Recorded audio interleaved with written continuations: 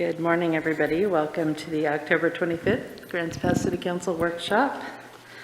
We are missing Councilors Pell and Collins this morning. And first up on the agenda is a presentation on having permanent parklets in our downtown area. Good morning, Brad. Good morning, good morning. Yes, as you said, Mayor, we're discussing parklets again, except this time we're moving kind of from the more temporary approach to a more permanent approach. So before I get started, I did want to acknowledge a couple people. One is some of the slides here are a little bit of a repeat from May, which Jason Kennedy and his team worked on. And then a lot of the other content is coming from work that Gabby Sinagra, who is one of our assistant planners, fairly new. She hasn't had an opportunity to present to the council yet, but she has done quite a bit of the background work on this.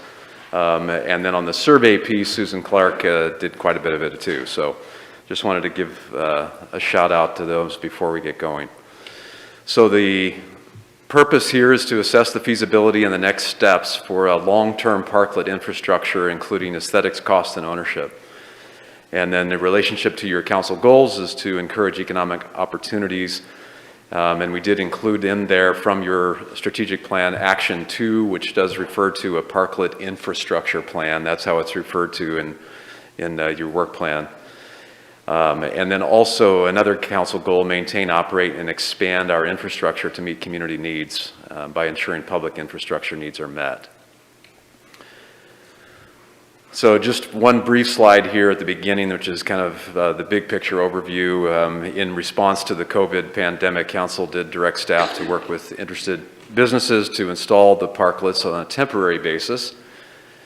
And we worked with Copeland Sand and Gravel and Riverside Ready Mix to place barriers at certain locations. Those were a word was put out to the local businesses in the downtown core as to which ones might be interested, and so we worked with the ones that expressed interest at that time. So we did have 2 phases that were temporary. One was June through November of last year, and then March through October of this year. One slight correction on the bottom of that slide, it says that the current temporary parklets that you have out there are going to be removed on November 1st. I think we got that nailed down this morning. It's actually going to be November 2nd, right? But so Susan C. Ryder has informed all the downtown businesses that currently have the temporary parklets that they will need to have all of their, their personal items and their lamps and heaters and things like that taken away from there by no later than the end of business on November 1st. So if you're looking for one more opportunity this year to get down to one, that would be it. So then on April 12th, Jason and I presented some concepts related to a more permanent infrastructure program, parklet infrastructure. And at that point, council requested a long-term proposal be looked at, and including community outreach. So that's really kind of the focus today, is that community outreach piece.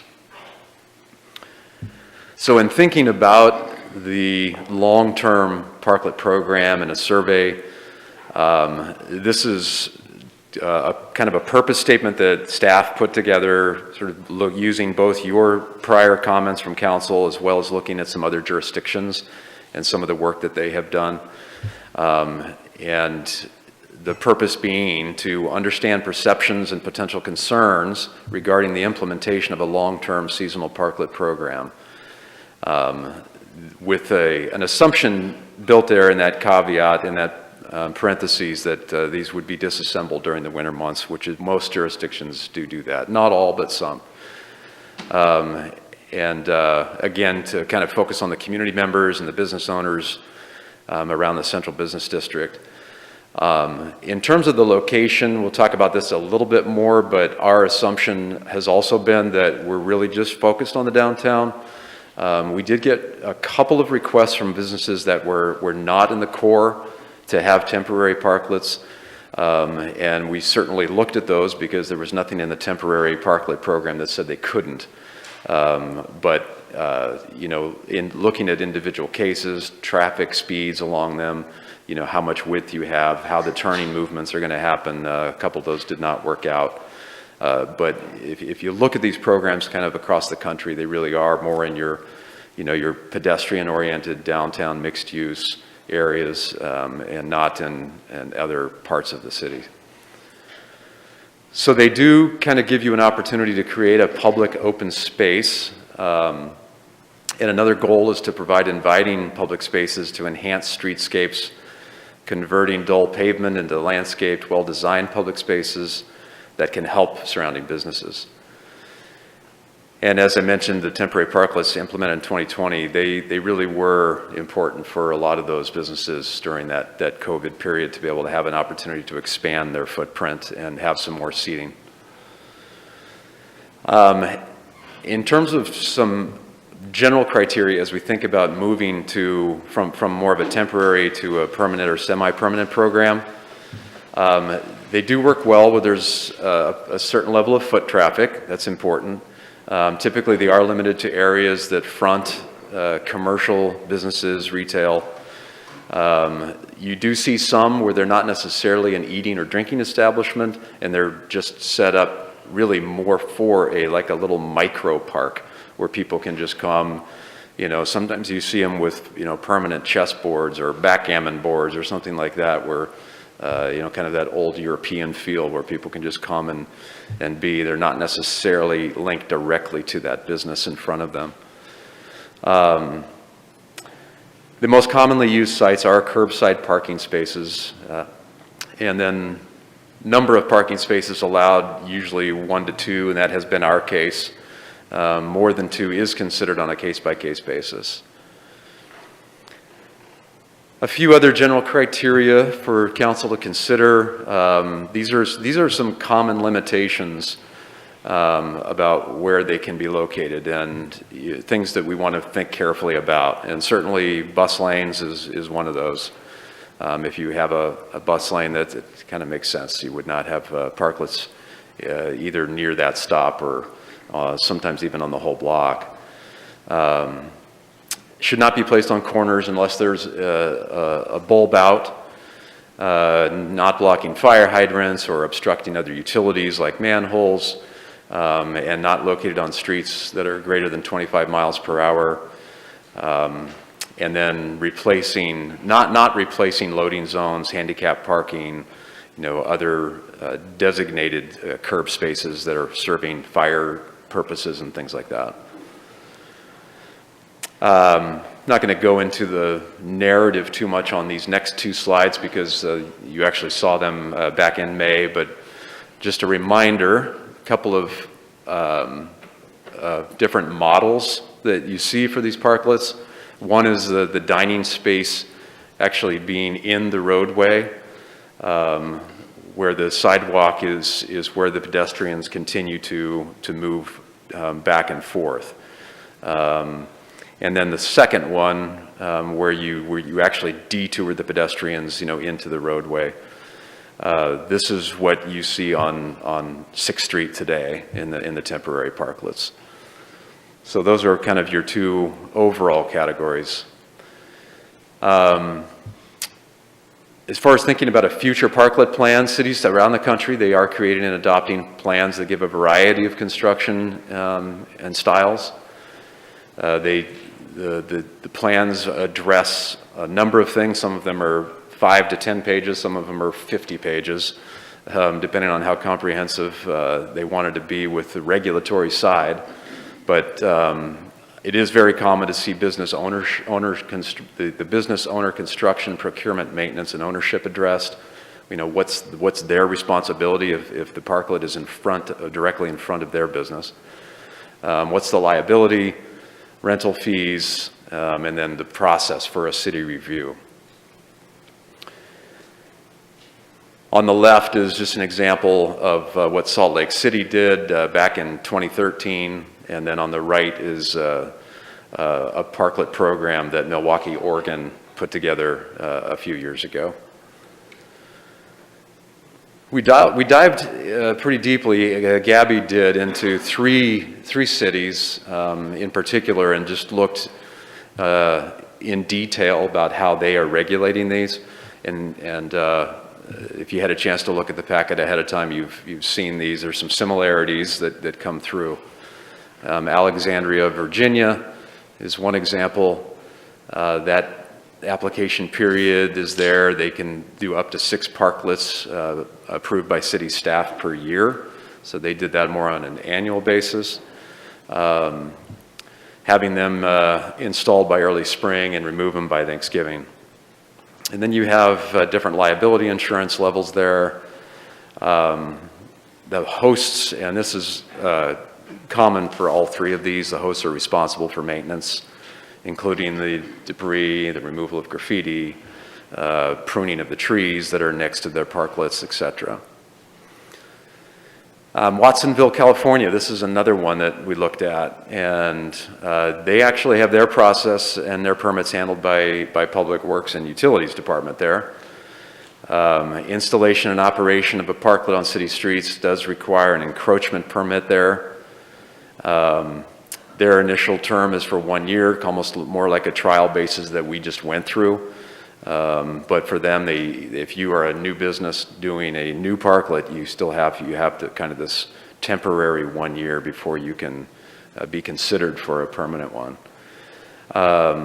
They can be utilized for private use by the applicant during the permittee's business hours and for public use after the business hours. So they were a little bit more specific on that piece. Each applicant is responsible to conduct outreach to the neighbors. They have a public notice period there in Watsonville of 10 days. Similar liabilities, a little bit less there than in Virginia.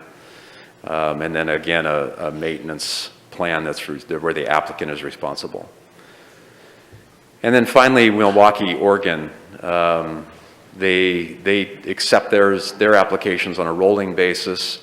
They do have a private and hybrid parklet situation there, limited to eating and drinking establishments in the downtown, and then open to everyone, not limited by a type of establishment or entity.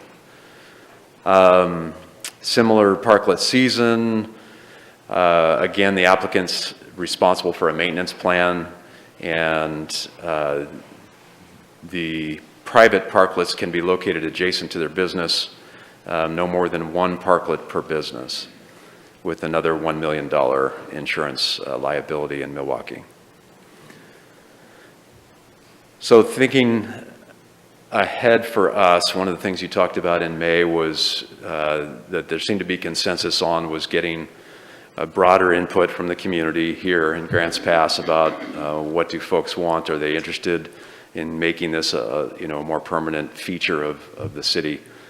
And so we worked on some survey questions that could go out, both kind of a residential to residences, that would be the users of the parklets, and then there's another section here also that's specific to the businesses. So a few questions on the residential side. Have you used one of the temporary parklets that were set up in front of the restaurants? Just as these questions are just kind of getting to the level of use that they've gotten. We know that they've been fairly popular. We just don't have necessarily data that links who have actually been using them to how they feel about making them permanent. So this would help to get us there. Talking about visiting any nearby businesses before or after the visiting the parklet at the restaurant where you were dining. 3 other questions related to the potential long-term use of them. If we create a long-term parklet program, would you be more or less likely to use the businesses that have parklets?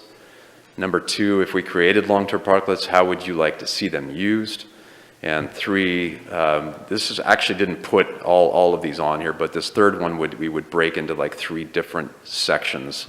So if you're a patron of a business, you would have one question, and then there's similar if you consider yourself not to be a patron, or if you're maybe an adjacent resident in that area.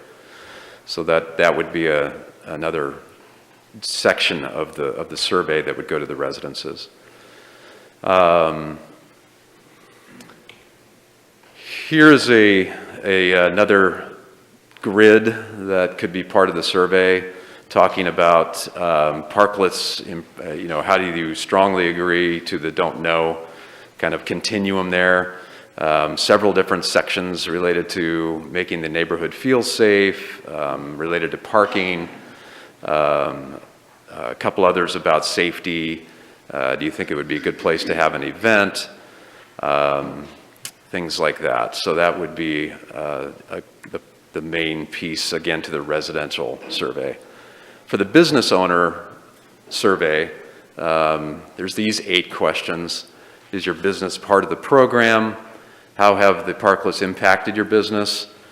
What benefits would you anticipate from establishing a long-term parklet program? What concerns do you have about that program if it was created?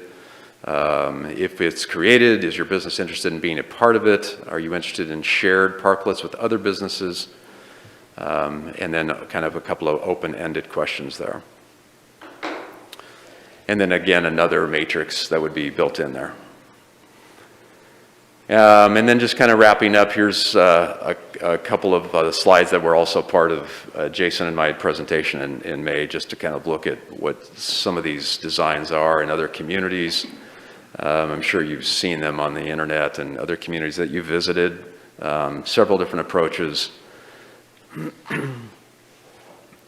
In terms of cost, the privately owned parklets, if they're custom designed, very focused on that particular business, drawings, and for all of these, of course, we would need drawings. This is all in the public right-of-way, and we have to look at, crash levels and things like that. But 20 to 40,000 would, depending on the size and the design, that's taken from the city of Milwaukee. Publicly constructed seasonal parklets, we're looking at an estimate maybe 20 to 30 initial cost, and plus seasonal time for the installation and the removal. Again, going back to our earlier one, most of the maintenance on these is done by the businesses that are adjacent, so there's no actual maintenance cost built in there. And then the bottom one there, at least from a staff perspective, not recommending any of these be constructed, the permanent ones, by the city.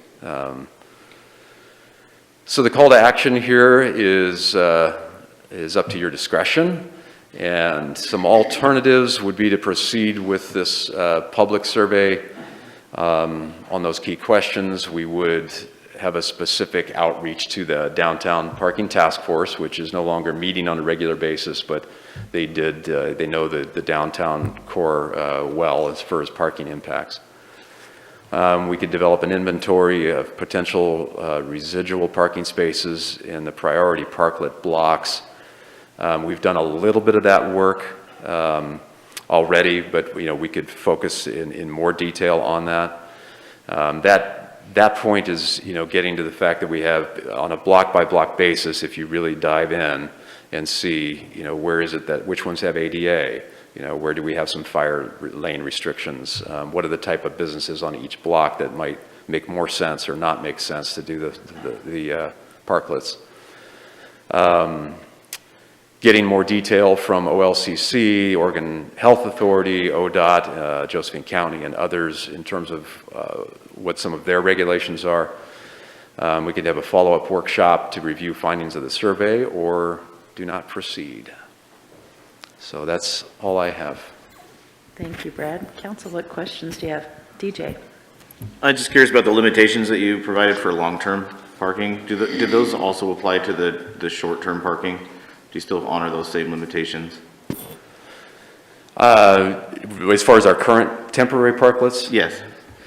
We did look at that, I think just maybe not in as much detail. Sure. Yeah, given the temporary nature, that makes sense. And where do those limitations come from?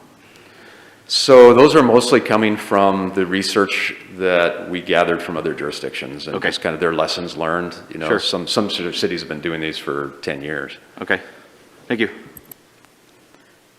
Other questions? Rick?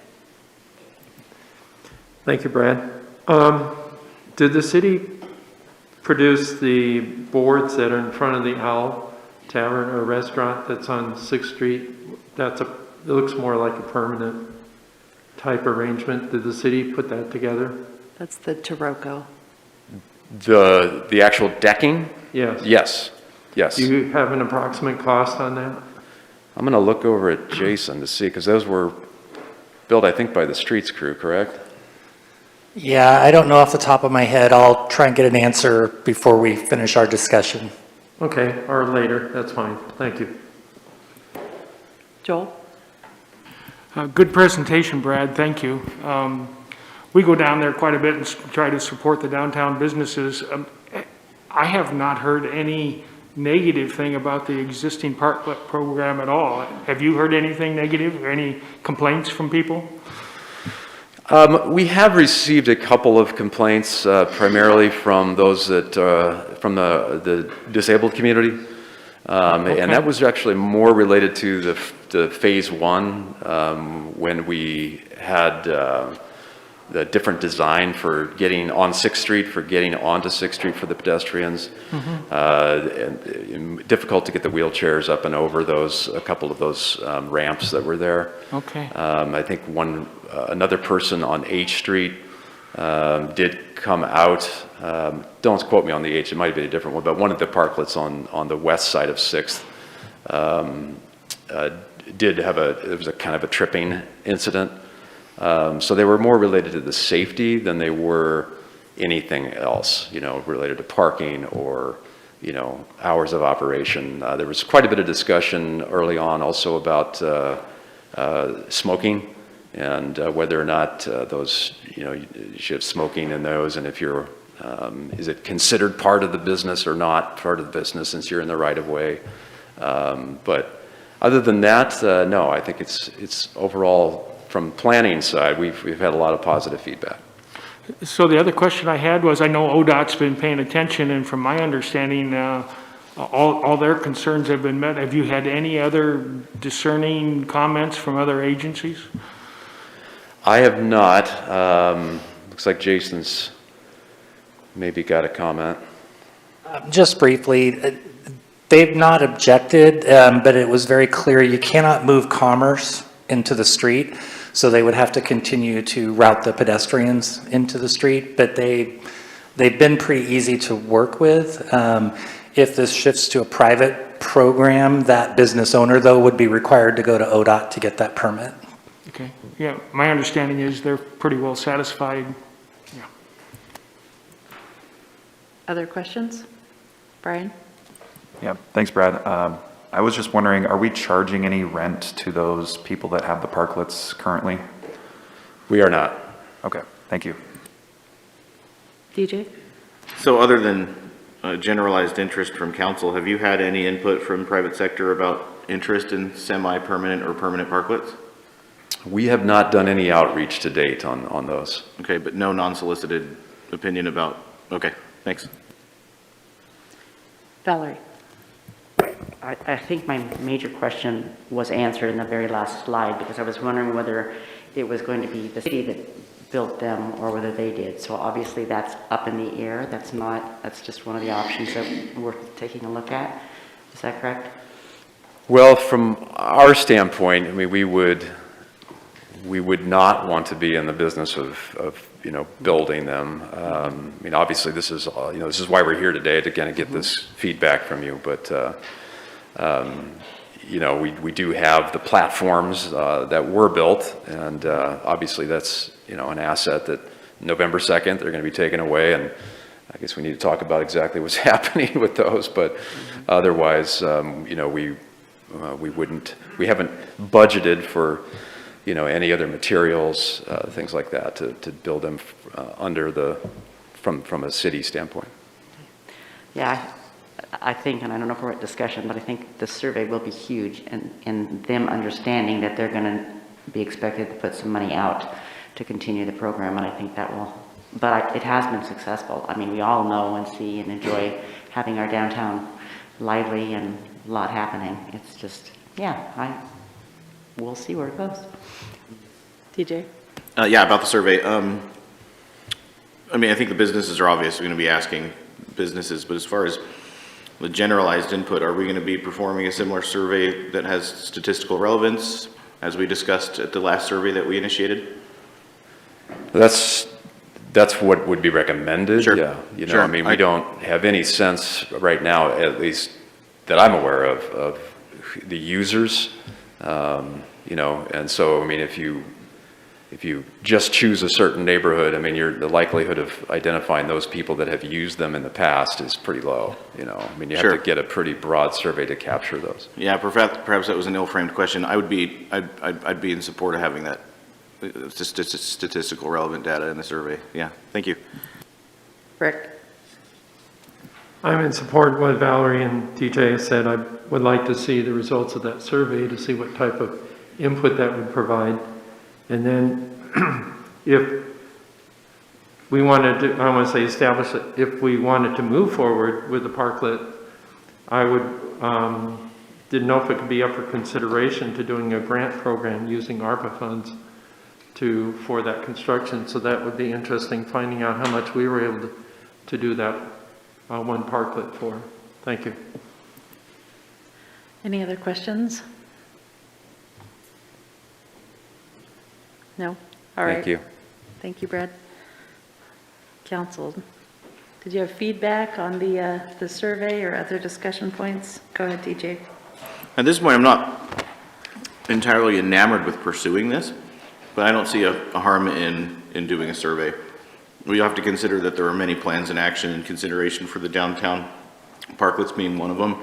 So we need to be conscious of that. There's the Town Center Plaza, the one-way idea for G Street, the parking concerns, all these things I think we need to bundle into the same conversation. But I don't see a negative impact to performing this survey.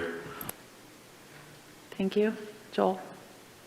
Well, if it was solely up to me, having been down there and knowing the business owners and supporting their businesses, I would just go ahead and, without the survey, and avoid the expense.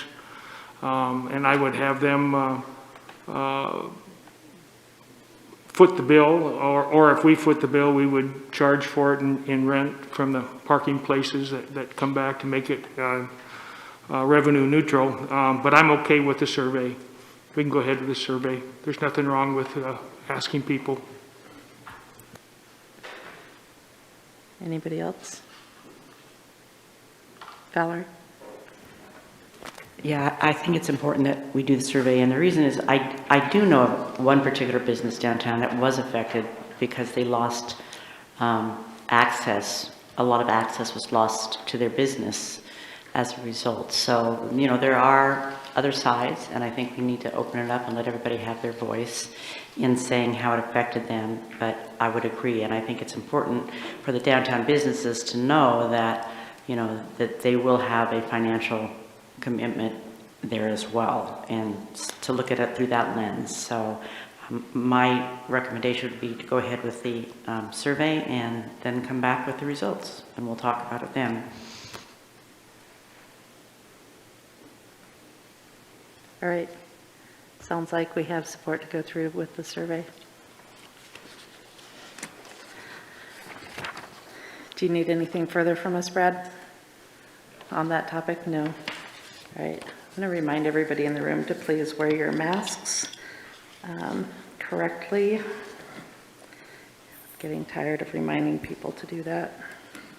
Next up on the agenda, Riverside Park Porta Potty update.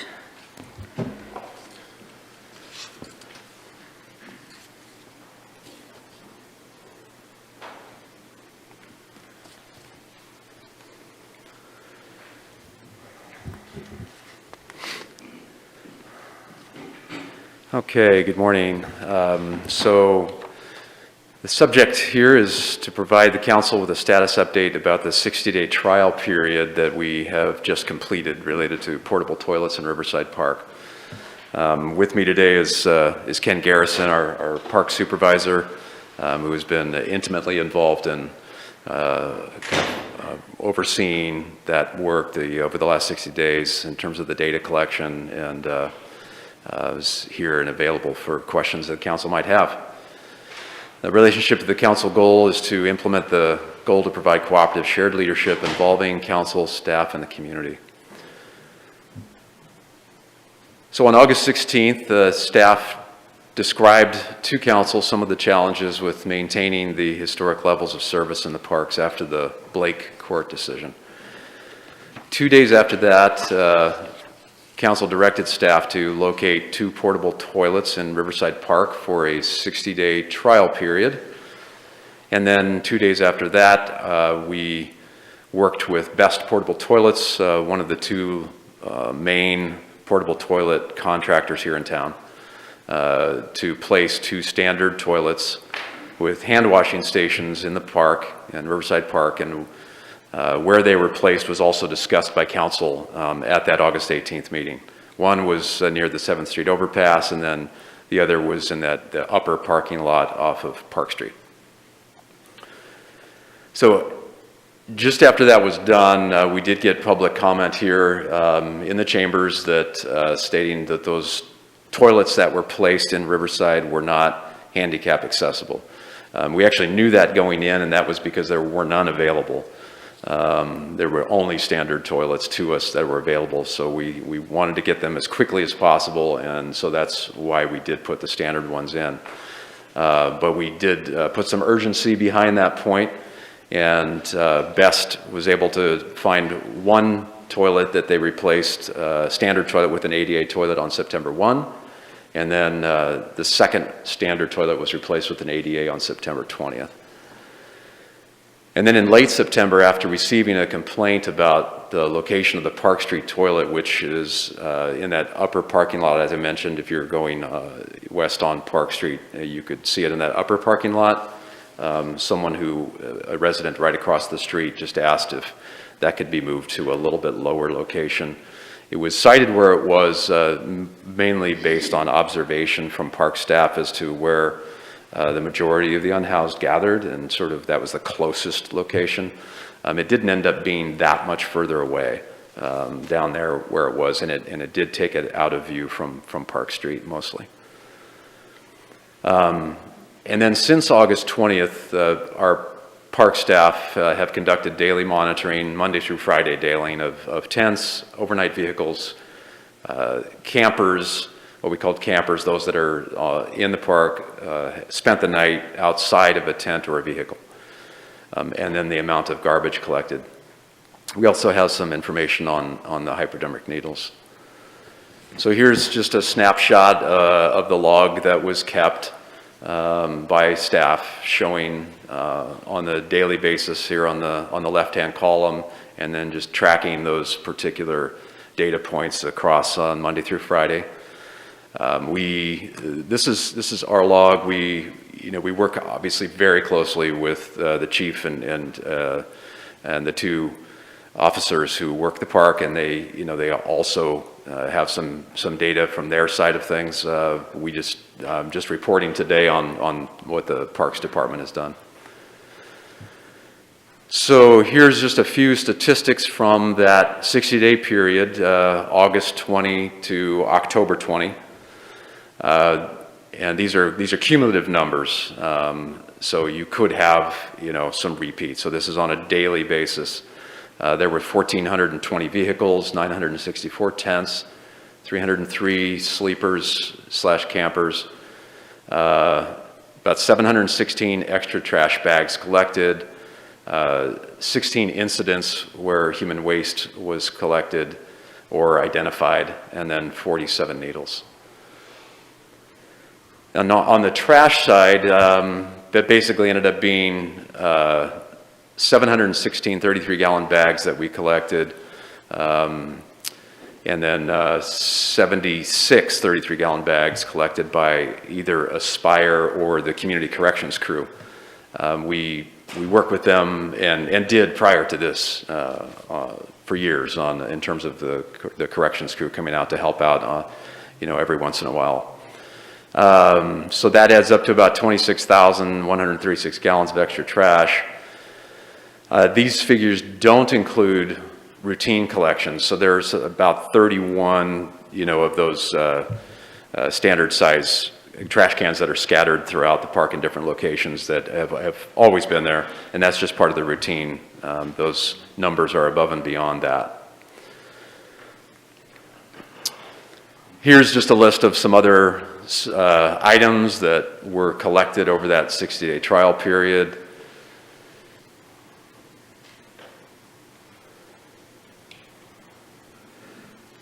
In terms of cost implication, this cost us about $2,800 for that 60-day period. That did include 2 daily cleanings of the 2 portable units. We have charged those costs to an account that has been set up by finance for COVID expenses that we have received federal reimbursement for. And then, of course, there's some staff time, although the majority of this work has been under our, included in that $2,800 because under BEST portable toilets, they do all of the cleanings, they do all of the maintenance and things like that. I did want to include something that Ken pointed out to me. There was an observation from a contractor that some reduction, they observed some reduction to the permanent restroom maintenance. Diversified Maintenance is the company that the Parks Division uses to maintain the brick and mortar permanent restrooms that are in Riverside. There seemed to be a noticeable change in terms of the damage and other things that were done inside the permanent restroom during this 60-day period. So at this point, we're just bringing back to you a status update, as I said. A few alternatives are listed there to either extend the trial period, terminate it, remove the toilets, or terminate and permanently site, as well as other options. Rick? Thank you, Brad. Can you go back to slide 6? Okay. On the vehicle count there, did that include the regular visitors during the daytime to the park, or is it just those that are overnighting? No, that is just the overnight. Okay. And then on the last 2, human waste and needles, were those counts for those incidents outside of the porta potties, or did that also include if needles were found inside the porta potties, did that get counted as in that? I'm going to ask Ken to come up. I think maybe can add some other clarification. So we've got a few numbers from the portable toilet company because they obviously do not sift through it, but they've been counting the last couple weeks what's on top. And we're averaging somewhere around 15 needles a week, just what's on top in those portable toilets. Some weeks are quite heavily. 2 weeks ago, we had a 27 needle count and 17 of them came in one day. So what I'm looking for is those that would be handled by the porta potty people versus staff. So you said they were keeping count what was found in the porta potty as well. Yeah, they're keeping a rough count for us. Like I said, they're not sifting through it, so they're just counting what's on top. Right. So part of that 47 needles, I think a small portion of it is what they found, but we're still finding a fair amount of needles. The janitor that cleans our brick and mortar, he's not finding nearly as many. But there's, in my opinion, they're still there. They're just moving from one place to the other right now. Okay. Well, I'm glad to hear that. I appreciate that information. And when Joel King and I were down there one day, we did get to talk with the porta potty people. And at that moment, they themselves, of course, weren't sorting through the debris, but they were not finding that many needles, which was encouraging. So I appreciate the information. Thank you. You're welcome. Other questions? Brian? Yeah, Brad, I just was looking for clarification on this slide. It says sleepers. Is that people that are sleeping without a vehicle or a tent? Correct. Okay. And then I also had a question about, there's a few slides here that go into detail about the trash situation, and I'm just trying to connect how the bathrooms and the trash are connected. Yeah. Do you want to touch on that, Ken? Yeah, so we just kept track of all the extra trash, what we're accumulating. I think it's, when I spoke before, I said we're losing about 2 to 3 man hours a day just cleaning up the extra. What we were not seeing before, we had a bunch of campers move in. So that is on top of that 33 or the 31 permanent cans that we have out there. So these numbers are on top of that every week, every day. So are those, I'm assuming we don't have anything to compare that to before the bathrooms are placed? I mean, I'm trying to figure out by the information about the trash presented are you saying that there's more trash than there was before the bathrooms or less, or is there just no data to show? We weren't counting it before, Okay, thanks. so. Other questions? Joel? So Riverside is just one park. I'm sure that there's other parks where people are camping. How many other parks are there? I know Baker Park, that bathroom down there. And what would the total cost be for doing this at all parks? Excuse me, what would the total cost be for what? For doing this at all parks where all people are camping? I don't know that number off the top of my head. I can figure it out, but it's, right now we're seeing a lot of activity in Baker, Morrison, DeBow, Ogle, Gilbert Creek. Although with the construction there, it's kind of moved out of Gilbert Creek for the moment. But it's moving around. West Home. I think in terms of your question, Counselor, about the cost, I mean, the per unit, per portable toilet basis, I think is pretty stable amount. I mean, I think that would just be. And then the waste and the statistics extrapolated to the other parks would be what, in proportion, you think? Well, I don't think we would know unless we actually started collecting data. These are, direct observation here. We have not done that on a daily basis in the other parks. That would be a rough estimation, would be to extrapolate it. Okay, thank you. Brian? Yeah, just to real quick answer Joel's question, it looks like extrapolating from the number in here, each bathroom would be about $700 per month, given what we're doing now. But my question was around the revenue source. You said right now we're charging it to the COVID-19 expense account, and I was just wondering if we have any idea of the balance of what's in that account roughly. Yeah, and I asked Adam if I don't know if he's on, if he's could maybe be ready for that question. So, are you with us, Adam? Good afternoon, this is Adam. I am, can you hear me? Mm-hmm. Yes, we can. Yeah. Yes, so we have a process, we have a code that's mentioned in Brad's slide to track all expenditures that may be COVID reimbursable. At the moment, through beginning on July 1st, 2021 through today, I'm only seeing $2,265 being charged to that particular code. In the end, we review every single one of these transactions to determine whether they are or are not ARPA reimbursable, at which point we would then seek reimbursement for that. But at the moment, I'm only seeing $2,265.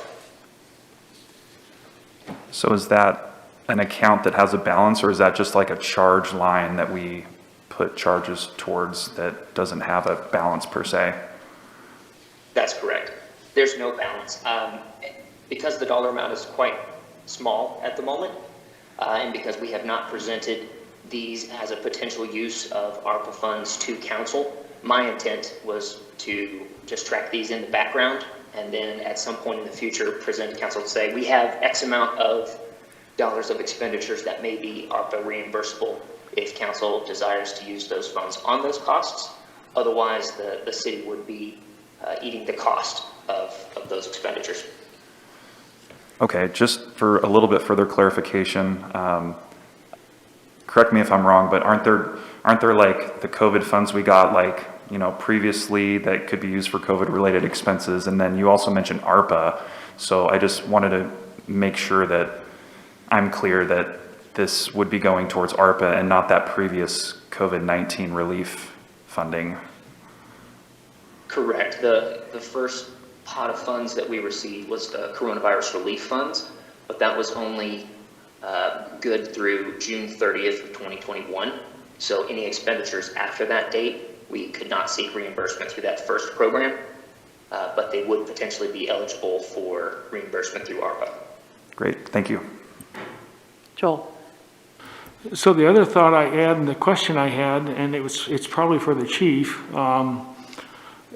when I go down there once a week and I just talk with the people that are living there and know their names, you know, where they're from, what they're doing, just so I'm situationally aware of what's going on. And there seemed to be, and this is just no statistical design or anything, there seemed to be some groups that were gathering that might require some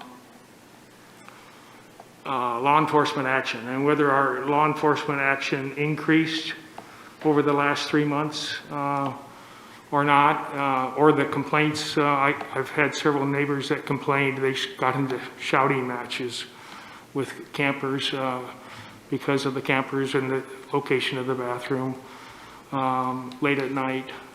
If those incidences have increased or decreased. I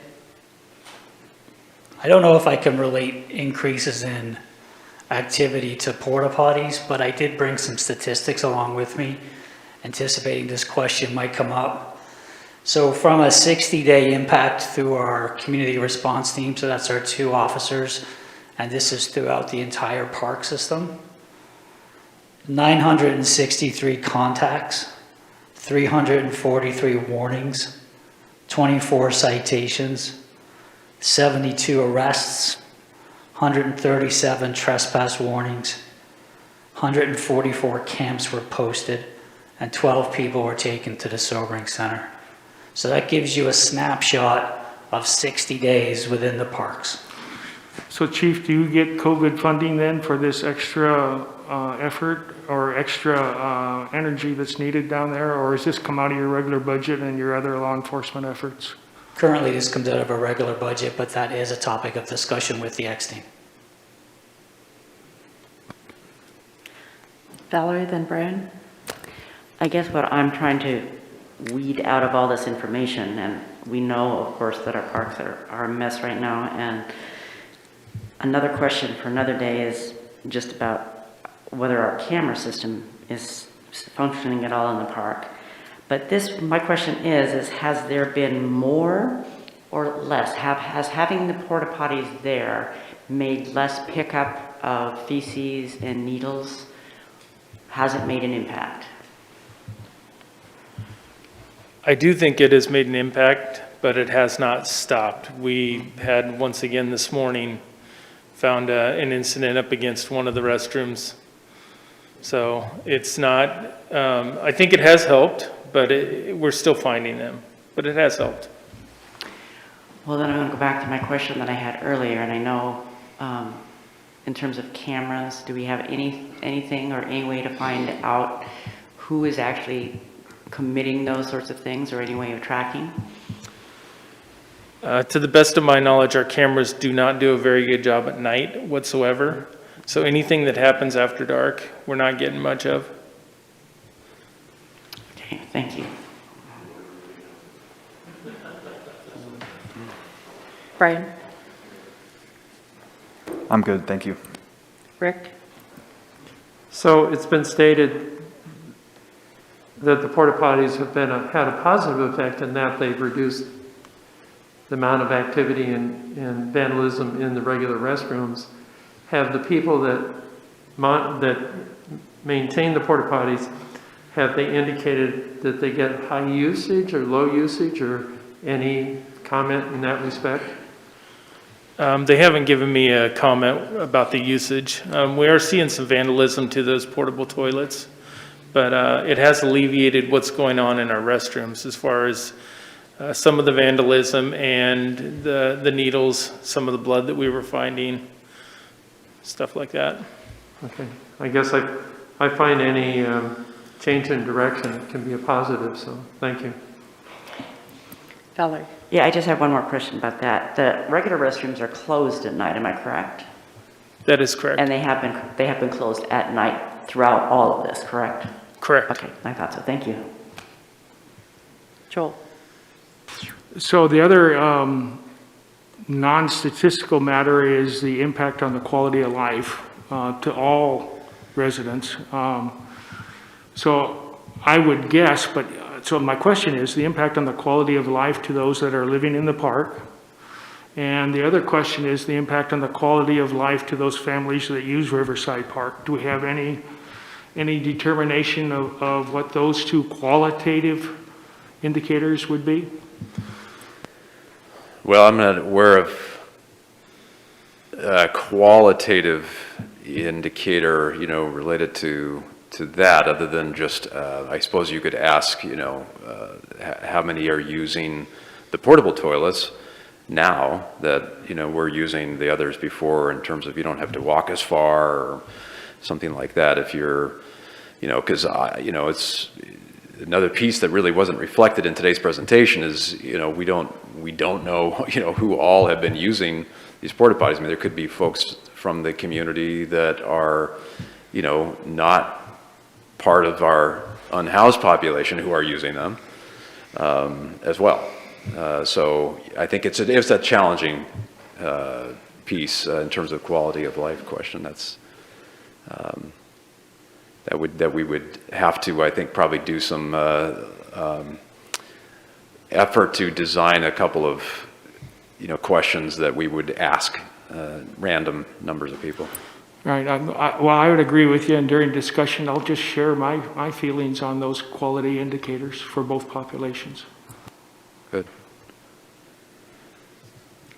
Rick? So as council looks over to make a decision, does staff have a preference as what you observe now with the porta potties there? Are you would like to see those continue because of the the positive impact it's had to the rest of the park, or what's your viewpoint on that? Yeah, I mean, Ken and I have talked a little bit about it. I mean, I think as he reflects, I think kind of where I'm at as well, is that they have made some difference, and I think having without having another baseline, I mean, I think that's the advantage to this information, is it kind of sets the very first baseline of information. So it's, until you get that, that next increment of information, it's tough to say, but I think it is safe to say that it has reduced some of the staff time for parks crews in terms of some other maintenance. But the garbage pickup, has that's a pretty significant piece of it. Yeah, as far as the wear and tear on the park, I do believe that the portable toilets are helping in our permanent restrooms. So that's a good thing, especially when families are out there using them. As far as the rest of the stuff with the staff time and how much extra trash that we've come up with since we had campers move in, I don't think it's made an impact on that. Ken, based on what you've seen in the other parks, are there other parks where you might, that are getting a lot of activity, I guess, trash and feces outside of the restrooms, where they might benefit from having a portable toilet? There probably are a few, yeah. Okay. Won't make you answer it off the cuff there. DJ? Yeah, so I'm really trying to understand what everybody means by saying it has impacted things, right? I'm forced to surmise what that might mean. I've heard that, yes, there has been a reduction of maintenance in the permanent bathroom facilities, but then everything else is just, it's been impacted. I want to understand what that means. Are we talking negative impact, positive impact? What kind of changes have you seen? I understand that maybe asking, okay, what was it like before might be not be statistically relevant. It would be more kind of colloquial or anecdotal, but could you dig in a little bit about what exactly you mean by impact? Because we're gonna have to make a decision about this, and I need to iterate to you that I empathize with you and your department in that you are the front lines of this issue, and that may not be specifically aligned with your job description. So if you're comfortable, tell me what you mean by this has impacted the situation. So if we're talking about restrooms in particular, we see more fecal incidents since we've got campers in there, quite a bit more blood, needles. They hide them everywhere in the restrooms, inside the toilet paper holders, up on top of stuff, under toilet seats, everywhere you can imagine. Since the portable toilets have come in, some of those incidents, most of them, or I would say, we've probably seen about a 60 or 70% reduction inside our brick and mortar restrooms with those type of incidents. We're not finding nearly as much. The janitorial crew that cleans those is not finding nearly as much. They're still finding them, not as much. In my opinion, from talking to Heather and Dave that own Best Affordable Toilets, they're seeing the impact of it now as far as the restrooms go with needles and some of those unpleasant situations. But that's the impact as far as bathrooms go. The trash is just something that once the campers moved in, it just, I don't know, you'd be amazed at what you find out there. Where it comes from, I have no idea. Yeah. A follow-up question, rather than positive or negative, let's talk about burden. Has your staff's, is it more burdensome on your staff since the presence of the portable toilets and the hand washing station, or is it less burdensome on your staff? On my particular staff, Yes. It really hasn't changed that much. Okay. A little bit, because we would handle some of those situations in a restroom. Right now, the janitorial crew that cleans those, they clean at night. So they come in and clean after they've been closed at night. So early in the morning, we'd see a situation like that, and we'd deal with it instead of calling the janitor back, because sometimes we can't get them back until the next day. So it's either deal with it or lock a restroom. So, Okay. So I understand that it's, the burden is even keel, basically the same since the presence of the portable units. yeah, Okay. the burden for my staff. Now for the janitorial crew, Well, that's not what I'm asking. yeah, for my staff, it really hasn't changed that much. Okay, thank you. Are you seeing fewer incidents of problems on the ground? I mean, we were being told a couple months ago that park staff are really having to clean up a lot of, human waste on the ground in the park. And I'm seeing, 16 incidents over the course of 2 months is like twice a week. So is that better than what it had been? That is better. We are still seeing them, obviously, but we're seeing less of them. Okay. DJ? Kurt? Kurt? I was just going to say that I'm glad you're both positive towards having them there, because when I reviewed the presentation prior to it, I was a whole different impression that you were not for it. I mean, I think the data here is great, and it answers some questions, not our questions. So, I mean, the whole point of putting the porta potties in for evaluation was to reduce some of these problems, the feces primarily, and certainly not a microwave in the park. So, I mean, if you're both telling us now that you think it's a good idea to keep them in there, that's what we need to hear. And maybe we need to look at some of the other parks. Thanks. Other questions? Brian and DJ? Yeah, thanks, guys.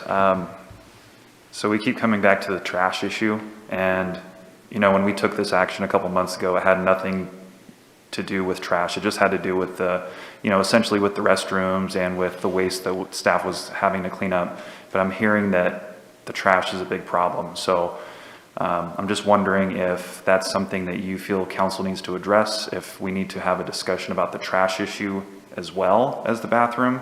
I don't know if putting a dumpster or two down there is going to help things or make things worse, but I'm hearing that it's a problem. And so if either of you have any comments on whether or not you think we should be addressing or discussing the trash situation, please let us know. I think everything about this is stuff that should be addressed, personally. You're asking me as our park supervisor, I think every piece of this should be addressed. We've added an extra dumpster, which was once again, a huge challenge, because oddly enough, they don't just have extra dumpsters. If you want a little dinky one, you can get them, but you want something, substantial, they're hard to come by. So I think it's a tough subject, Brian. Sorry, Councilor DeLaGrange. And I think it's a very tough puzzle to solve.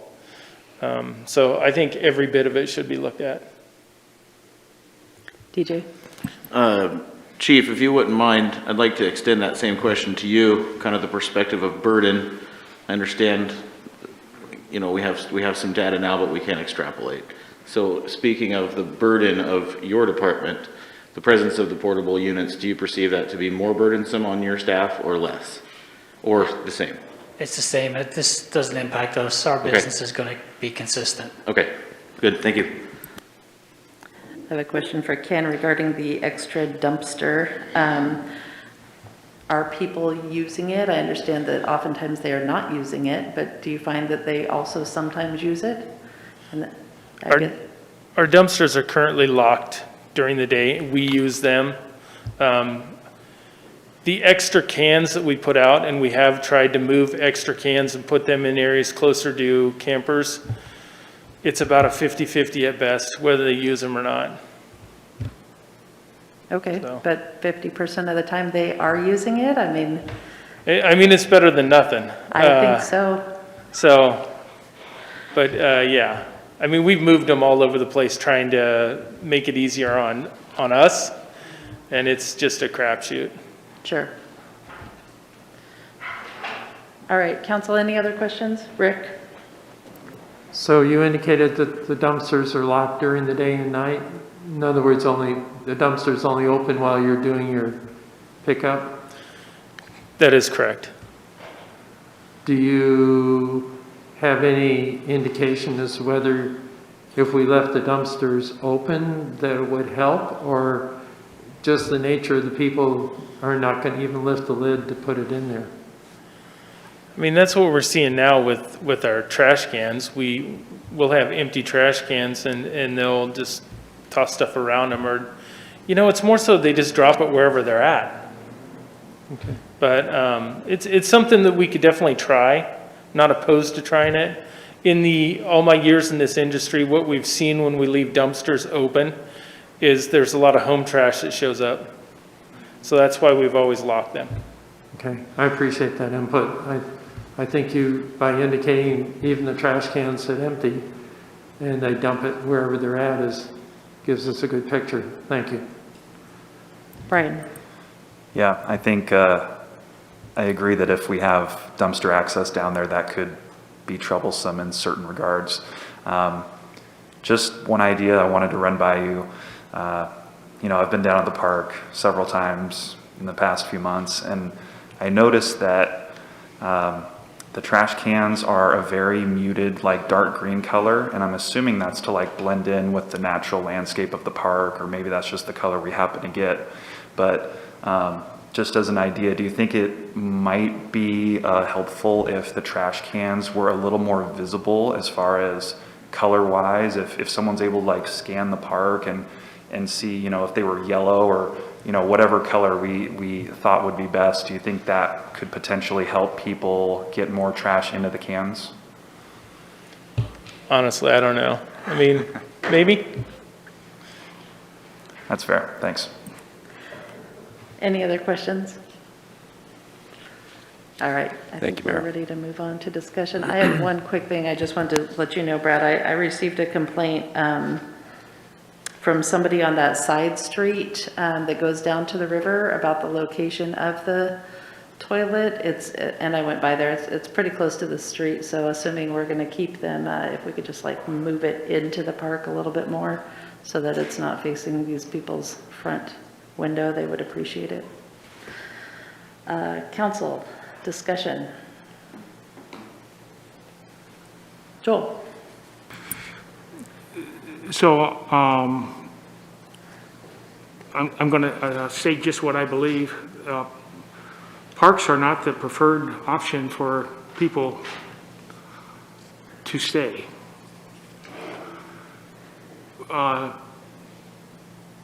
to accommodate that is to accommodate a situation that is not healthy.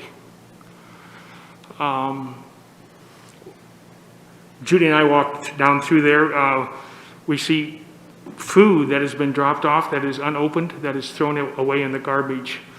We see they're very friendly people. They like to socialize, at least some of them do. Some of them are mentally ill and avoid contact. But I go to them, I say, do you mind if I use the restroom? And I go into the restroom, and the guy goes, don't go in there. Nobody went in there. And it was just one day. And so I thought, well, geez, that's weird. Why would you tell me not to go into the restroom? And so I went into the restroom, and there was just like a lot of public restrooms, I don't know how to say this publicly, but it was unfit for use due to human waste. And so nobody was using the restroom that day. It's an attraction for all the cars that park down by it, the one down there by 6th Street. But I don't think, to accommodate that lifestyle and that condition is not the way to go. I think that the mental health and the addiction services that we need to consider, that's on our future, are preventative measures as well as treatment measures. It prevents the pathologies or helps to prevent the pathologies of the family. Having people live in the park is never going to solve the homeless problem.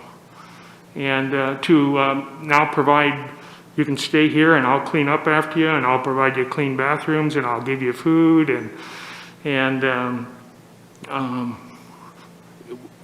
hopefully we provide public safety for them as well as everybody else, is not resulting in a preferred solution for the community. It has externalities that affect other people in the community adversely. It's a magnet for that can be detrimental to business, to quality of life, and we need to find other solutions than that. And I don't see us pursuing that in a manner that is in a collective community format. I just see that with people having ideas, and my idea is right, and this is what we're going to do. And that's doomed to failure without community support. So I would favor not extending the bathrooms for that reason. And I understand that it provides a lighter burden on the parks, and that may play a bigger role in somebody else's decision, and that's okay. Thank you. DJ? Yeah, I'll be brief about this. I'm not in favor of dumpsters or porta potties or anything in the public parks. What I am interested is maybe a continued effort to keep gathering numbers. They're there anyway. If that wouldn't be too much to ask, I'd like to see where the numbers are at, whatever it is we decide moving forward. Brian? So I heard from staff that the porta potties are helping. And it seems like until we have another solution, AKA the urban campground up and running, an alternative for the people to go, to me, it makes sense to keep the bathrooms there if they're helping the situation, which staff told us that they are. So personally, since the urban campground is still probably, 3 or 4 months out, I would be in favor of extending, having the bathrooms there for 90 or 120 days to get through winter until we can get the urban campground up and running. And then I think that would probably be an appropriate time to evaluate it again once we have another place for people to go, because saying that this isn't the solution and then not providing another solution isn't an answer. So, yeah, thanks. Joel? So there are solutions, And I think communities across the nation have shown those solutions. If we want to listen to one another, we can get those solutions. If we just want to push our own ideas and ignore other input, you only get part of the story, and it won't be a permanent solution. And I say that with passion because I've been in many conflicts where just one side of the story was heard and the other side of the story was ignored, and the conflict just continues as it did with the last council. It was just flip-flopped is all. So there are solutions, and I know what we can do.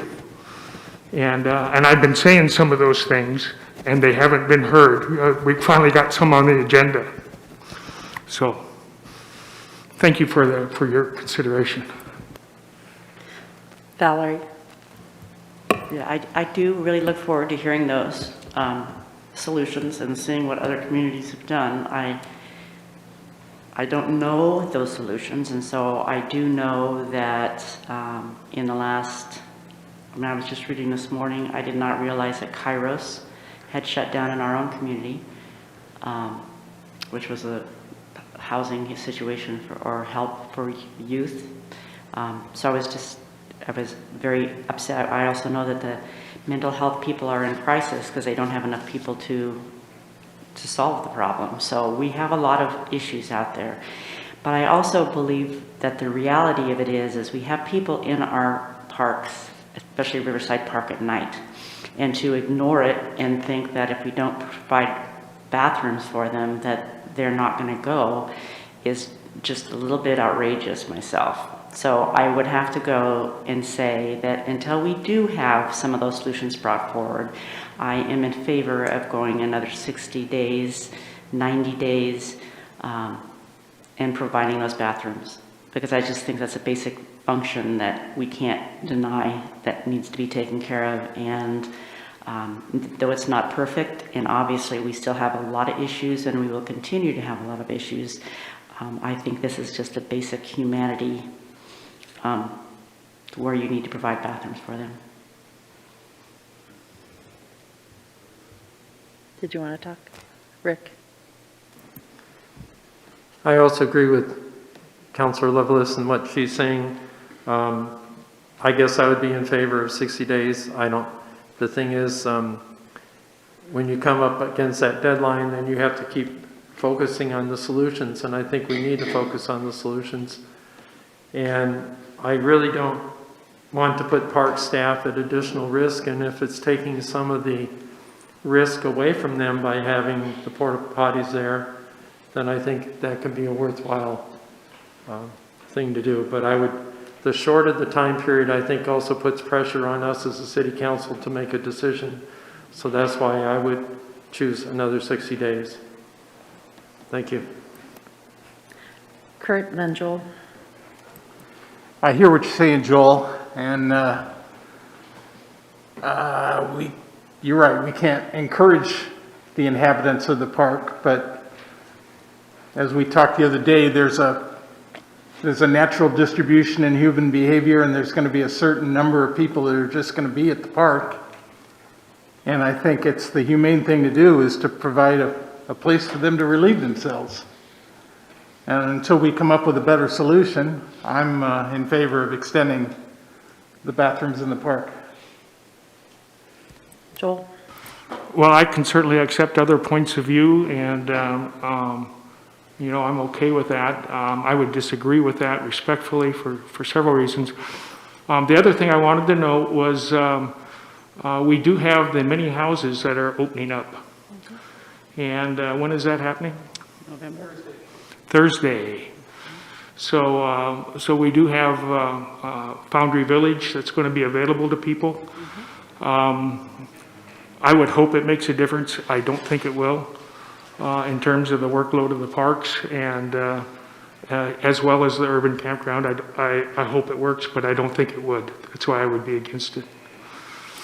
Vanessa?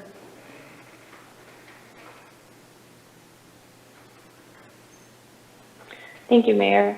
Yeah, when this discussion originally came to us, we were told by the park staff that they were having a difficult time with specifically removing human waste in situations of biohazard. And we've been told today that the porta potty placement has helped relieve that concern that they originally came to us with. So I think moving forward, saying that we should remove this situation that has helped provide them relief would be not adhering to the concerns that they originally came to us with to seek solutions. So I would be in favor of continuing the current placement of the porta potties, and if staff thinks that it could continue to provide them relief in other parks, I would welcome them to come forward with additional placement of porta potties in other parks until we can have a space where the unhoused population is welcomed in our community. Thank you. Brian? So I think the reason I originally was saying I would extend 90 or 120 days is because if we only do a 60-day, we're going to be sitting right back in the same spot, because we all know the urban campground is at least 90 days out. So I guess I would move to extend the trial period another 90 days, so it gets us closer to that, just so we can get through winter and hopefully move towards more permanent solutions. There was a motion to extend for another 90 days. Is there a second? No. Second from Second by Kurt? Vanessa. All right, we got Kurt and Vanessa there. Discussion? DJ? Yeah, I'm fine with council's direction. All of us respect their decision. However, I'm opposed to a 90-day term. That's too long. That's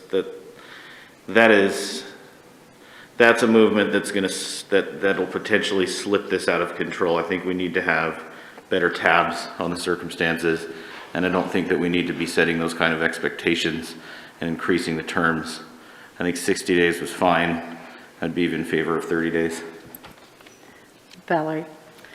Well, I personally like 60 days because it gives us a basis of comparison. I mean, if you're looking at statistical data, it's not a bad idea to keep the same 60 days, 60 days, 60 days, 60 days, because then you have something to compare. I think it's a little bit more difficult to compare, and I think this is kind of our means by kind of keeping, a status of knowing how it's going on and changing. So I don't think I have a problem with getting the statistics 60 days from now and having and listening to hear how it's going. And as Rick said, I think it also kind of adds a little bit of accountability on our part. To see that and look at it and saying, okay, this is what's going on, what can we do about it? And it puts pressure on us to do more and see what is happening in our community and what things are coming forward. So I like 60 days just because I like that continuum of statistical data and addressing it 60 days at a time. So that's why I would prefer 60 days. Rick? Again, I'd just like to confirm what Councilor Lovelace said, 60 days. I think it's an advantage. If not, it's a checkpoint for us as a city council where we're at, how the process is going. But also there's a message to the community. This is not a permanent thing. This is only 60 days. So I think that's important too, not only to advertising to our constituents, but also to the people that want to come and occupy the parks. They know this is not a permanent event. Thank you. DJ? Yeah, if I could add one more thing. Regardless of the term, I'd like to request some feedback from staff. I think a memo would probably be appropriate at every 30-day checkpoint, so we know kind of what's going on, so we can absorb the data, I guess, at a little quicker steps. Is that reasonable? Let's just stick with one thing here before we get. Well, what into I'd do the is I'd prefer to have this all in one motion so we understand exactly the direction. Well, we already have a motion for 90 days, so I guess that's what's under consideration. And this is the right now. discussion part of the motion, am I correct? It is. Okay, thanks. DJ? Or excuse me, Brian? I would like to amend my motion to 60 days. Okay, Kurt, do you agree to that? All right, motion has been amended to 60 days. All right, is there any further discussion? All right, Brian, you made the motion. How do you vote? Yes. Valerie? Yes. Rick? Yes. DJ? No. Kurt? Yes. Joel, No. and Vanessa. Yes. All right, motion passes. DJ, did you want to make another request? Request has already been made. All right, council, would you like an update every 30 days or at the end of the 60 days? Is there council interest in 30 days? Yeah. A memo? I'd also like to get an input, as well as from the parks, from the police. I mean, kind of get gauge on the police into what their feelings is of activity down in the park. Okay, so you want a report from Public Works and Police every 30 days? Yeah, and then, we also need to decide if that should be a full presentation or just is a memo gonna be fine, because it's basically just asking for data at that point. So which are I you think, I asking think a for? memo would be fine. I don't think a presentation would be. Yes, I think Yeah. a memo would be fine too. Okay, Kurt, do you support a memo every 30 days? Joel? Brian? Doesn't care. Valerie? Rick? All right, please give us a memo every 30 days with both Parks and Public Works. Sorry, I'll ask you too, Vanessa, just. I would prefer that that is presented to us in a presentation, only because of the outcry that I consistently hear from the community. I think that this helps these conversations that we have and presentations also help educate the community. And for anyone on a monthly basis, or excuse me, on a weekly basis that's looking for numbers out of public safety, Aaron has it at the end of his weekly report, and it's pretty insightful as to what the CR team is doing. Okay, well, I think at this point, the question was really about a memo every 30 days, and we did have majority support for that. So if you guys would like to bring it up again during agenda review, we could talk about another presentation. Sarah? Hey, Brian, Aaron, Sarah. third quarter, we Oh. still have something on that topic? Yeah, sorry. Okay. I know that there was a lot of discussion about the trash situation, and I think maybe my ask is that if staff has any recommendations for us on that, as opposed, or, I mean, they've presented the problem. If staff has any, can do some research and maybe has some ideas for us, I think that would be good for us to hear. So just wanted to throw that out there. Okay, So staff is handling the trash and will continue to maintain that, and based on the amount of volume that comes in, and will continue to make placement of receptacles in the appropriate locations, et cetera. So we'll continue to have that service available. It's a service level that council's already deemed that needed to be there, and it's something that we provide for the community. Okay, so there's no trash issue and we don't need to address anything with the trash in the parks? We, from a management perspective, are handling the trash appropriately. Now, if you want to have a discussion about where that trash is coming from and how you may be able to address the quantity that's arriving in the parks, that may be more of a council discussion item. But from a staff perspective, we're able to administer and manage the receptacles and the yarders. Very good, thanks. all right, third quarter work plan, Aaron.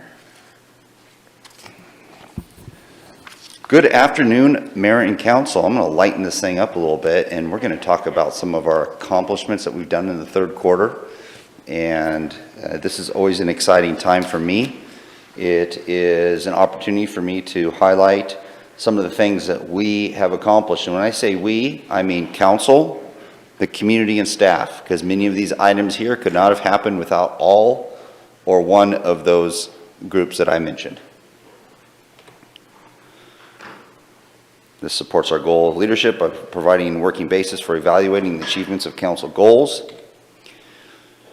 So as you are aware, and probably most of the public is, because we talk about it often enough throughout the year, not just at the quarterly report time, but our strategic plan plays such an important role in guiding where we go and how we get there. It starts with, of course, council, hearing from the public, hearing from advisory committees, hearing from staff, hearing from yourselves, gathering all that information on where we want to go, what our hopes and dreams are. We then go into a work session with council where you spend 3 good-sized days prioritizing and acknowledging what those things are and putting those together. And then staff develops a work plan, which then helps drive the development of the budget. And the budget committee looks at the allocation of resources. Those are allocated, and then staff, council, and the community works together on the strategic plan to accomplish the goals. Our work plan is important because it follows a SMART format. It's specific, it's measurable. We know what it takes to achieve it, what type of resources and time is committed to that objective or task or goal to get it done. Council has 5 primary goals: enhance community safety, provide cooperative shared leadership involving council staff and the community, encourage economic opportunities, facilitate sustainable manageable growth, and maintain, operate, and expand our infrastructure to meet community needs. Those 5 goals are supported by 23 objectives, and those 23 objectives are further followed by over 100 actions, making it a living document. So it lives and breathes as things come in, as we finish things, or as new items come forward. We can incorporate those into the strategic plan. It's not set in stone at the end of January and that's it. This is something that we have the ability to mold and play with, sort of like Play-Doh. So the priority actions coming out of 2021, there was a top 5 essential. We call them 3-star, 2-star, and 1-stars. Those 3-star items coming through strategic planning was explore urban renewal agency opportunities for Caveman Plaza, implement housing action plan, public facility management plan, trail development and recreation, and create city climate task force. I'm happy to say we've done and we've touched on all of those, as you're probably familiar with each one of those topics, because recently we've been having workshops or council meetings to discuss each one of those items.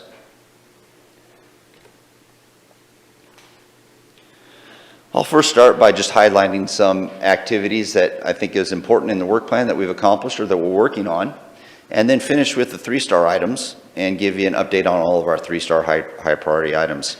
Under enhanced community safety, objective 3, utilize technology and social media to produce positive outcomes relative to improvements in public safety practices. And this was a 1-star item, but this is one that we wanted to highlight. Police SWAT received what they call a Talon robot through a military 1033 program. The program enables the police agencies to obtain property from the Department of Defense, and this robot will be used for tactical and surveillance opportunities. It's a great addition to our department. It's going to ultimately help increase efficiencies, effectiveness, and the number one things is the safety of our officers in the field.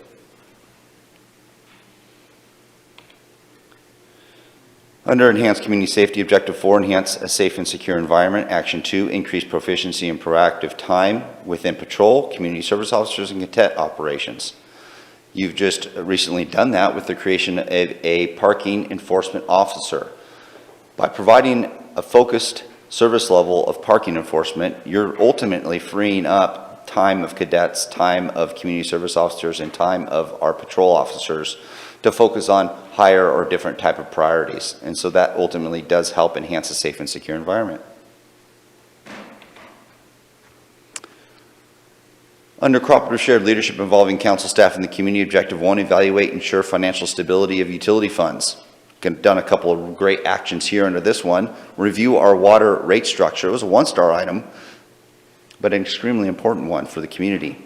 Staff did present options on the use of the American Recovery Plan Act dollars, and a resolution was ultimately adopted and is planned for 4th quarter. The resolution reduces and eliminates 2 years of the base water rate and commodity rate increases to the water rate structure. This is the use of our ARPA dollars and utilizing $3 million to help offset additional increases in order to build the water treatment plant. By putting in $3 million, we're alleviating the need for about $8 per month increases to the residential bill, because we're not needing to bond out as much money, and that saves us ultimately in interest payments. Staff distributed a memo detailing distribution of water used amongst single-family resident customers for consideration of potential rate modifications, just so you had additional background before you make policy recommendations or decisions and discussions. Under objective 4, shared constituency, action 3, Beacon Drive improvements. This is under shared constituency because this is a multi-agency project. The project construction is going well and should be completed by the end of October, with Josephine County's project following in November. Some of our work in the community is facilitate an environment to encourage economic prosperity and economic opportunities. Action 7, which is to promote mixed use commercial and residential development in the downtown and surrounding areas. One of the key points to this is making sure that we have staff bandwidth to help provide that focus and help bring recommendations to you and help facilitate community interests to where we can gather ideas and bring them to you in a fashion to where you can make an informed decision. And one of the things that was missing was a person that was dedicated for that focus, and we now have a neighborhood specialist hired, and we're excited to be putting that individual to work, and they're busy doing a number of things when it comes to housing and economic opportunities. Here's one that's definitely a community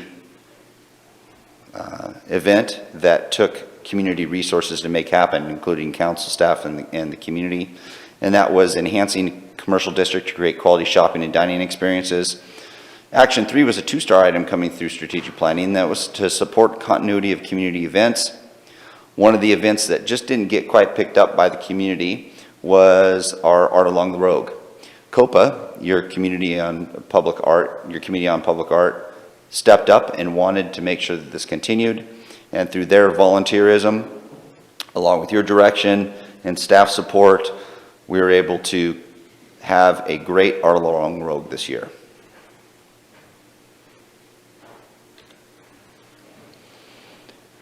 Under maintain, operate, and expand our infrastructure to meet community needs. Objective 1, plan and develop infrastructure. Action 4, welcome center facade improvements. This is an item that is a 1-star item. It has had considerable discussion at a council level, and we're still working through that to determine what that ultimate future will be for this building. And so we have presented options to council. We're looking at potentially remodeling the exterior and the interior, maybe including public restrooms also, and then ultimately having a discussion on the future use of that structure.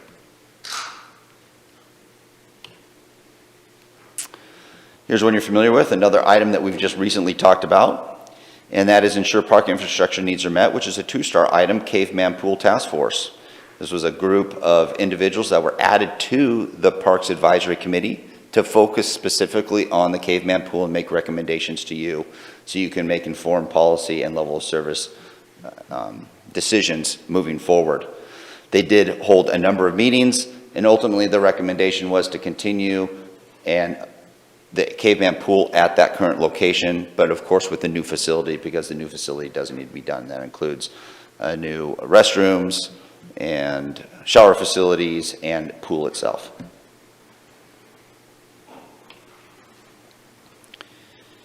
Under Action 12, same goal, it's a 2-star item, upgrade and repurpose West Home Park. Final bids were received in September from Playcraft Systems for the playground system and the surface tiles that provide for safe playing around the playground.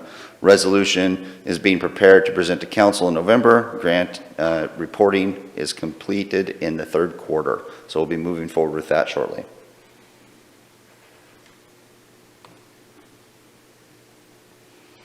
Action 13, focus on park connectivity and trailheads. The BLM funding agreement for 11 space parking lot on Crescent Drive has been signed and construction is planned for the 2nd quarter of 2022. And that will help provide additional access to Dollar Mountain and all the trails that we have available to them. Objective 9, provide an environment to help preserve and enhance Grants Pass's historical assets. This is one that's been a multi-year project. One of the things that the Historical Buildings and Sites Commission has been working on for a number of years, and it was quite a celebration when we did obtain our certified local government status. This really does provide a statement to other government entities and agencies that we are here to preserve our natural history, our natural historic districts and our structures that we have in place. And it does also open up the door to potentially additional grant funding and technical assistance.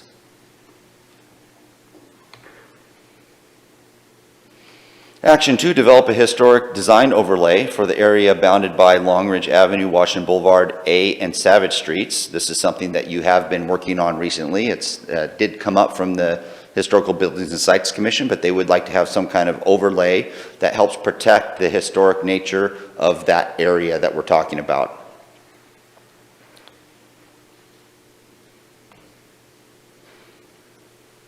Under enhanced community safety, objective 2, prevention-focused community policing to help reduce crime and build public trust. So there's been a number of things there where we've just reached out to the community. We're trying to work with the community to build that. Some of the things like the Public Safety Academy, the crisis assistance, helping out on streets, getting public involved, sort of like the neighborhood watch types of programs. And then also 911, police, fire, dispatch, et cetera, participating in different community events, including job fairs.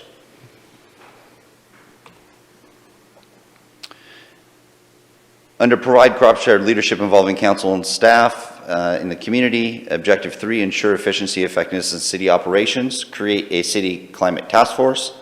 We have had considerable discussion about that. Council has directed the formation of a task force to look initially at city operations and then evaluate a future climate action committee. And that is, of course, these are progress on your 3-star items.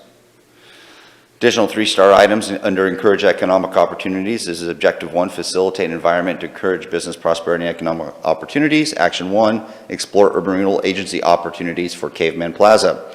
This is an item that we've been discussing recently. Council expressed an interest in soliciting community feedback about long-range development plans and possibly sponsoring a design charrette, but currently no specific next step has been identified. Here's a 3-star under objective 2, enhance commercial district to create quality shopping and dining experiences. I believe if you go down this alleyway right now, there is one of the multiple flowers installed, and that's exciting. These things are just brilliant. Joseph Johnson has done an amazing job. The COPA has done an amazing job. The community has really come forward, and this alleyway is truly going to be beautified with all the work that the community has put into this.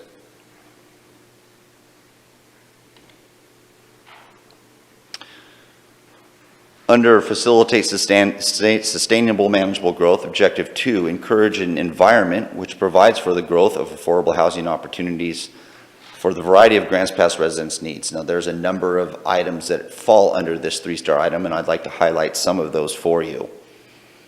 Action 1, explore different ways that legislation can both encourage and provide the development of housing for all levels of income, the community, including homeless people. The City Council has held hearings on August 18th and did a social services amendment on September 15th. The ordinance will become effective October 16th. And what this really does is it allows an increased locations for social services and provides clear regulations to provide for site supportive housing, shelters, urban campgrounds, and related uses. So that was a legislative item that you brought forward that increased those opportunities.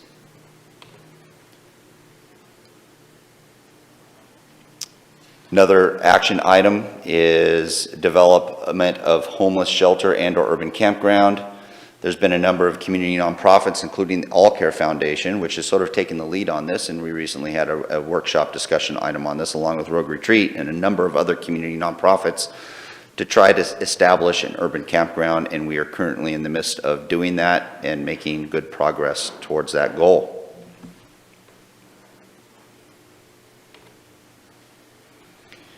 Action 3, rezone the urban growth boundary areas from rural to urban before the transportation system plan update is complete. This is something that we've been working on for quite a while. It's an idea that's been around for a long time. It's something that's relatively new, and municipalities don't really do this. So we were sort of thinking out of the box, trying to move forward with, when we develop our transportation system plan, we also do so from the idea of having that ready to where when large tracts of land come in from the urban growth boundary into the city, they are able to rezone and move forward without having to do their own traffic impact analysis, saving them time and money. And we've had some hurdles along the way. And so we've had a number of different discussions at a council level, and we've had a couple of different options to look at. One of those right now is to phase in the zones over several years, or just proceed with the rezone of the Allen Creek Road area. And those are the directions that we're getting from council. Action 9, aggressively gear up for the implementation of House Bill 2001 with an ordinance allowing cottages and cottage clusters, the development Code text amendment to provide for middle housing options, including cottages and clusters, and the comprehensive plan text amendment to adopt the 2040 housing needs analysis are scheduled for January 12th. Implement a housing action plan. This is something that the Housing Advisory Committee has been directly involved with and making recommendations to City Council with regards to this. Action 1 is develop housing incentives for multifamily units. A couple of action items and where's that's going is housing and neighborhood specialist was hired, which is going to help us with this. And then also council did hold a workshop on September 20th to discuss the use of urban renewal funds as grants to multifamily residential developers, and additional research is being requested to try to find some additional incentives. And that will be presented to you. It's anticipated in the fourth quarter. Conduct a housing needs analysis. Urban Area Planning Commission held public hearing to adopt the housing needs analysis, and that's scheduled for January 12th, 2020. Staff report has been written and will be available in late December 2021, and that'll be a big project. Action 11, use urban renewal agency to incentivize development of multifamily housing near Winco. There is a large tract of land that's in that area that is currently zoned residential that is undeveloped.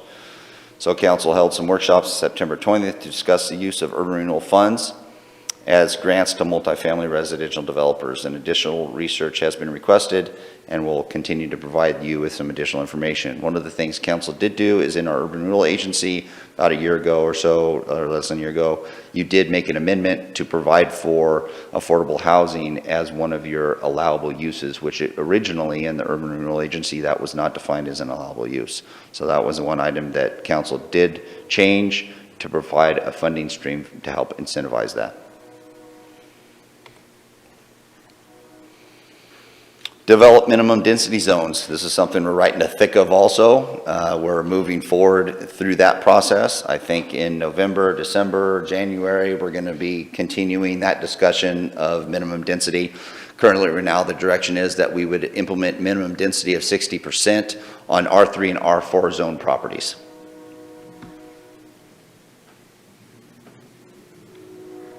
And it's going to the Urban Area Planning Commission for a public hearing, based on that recommendation of council.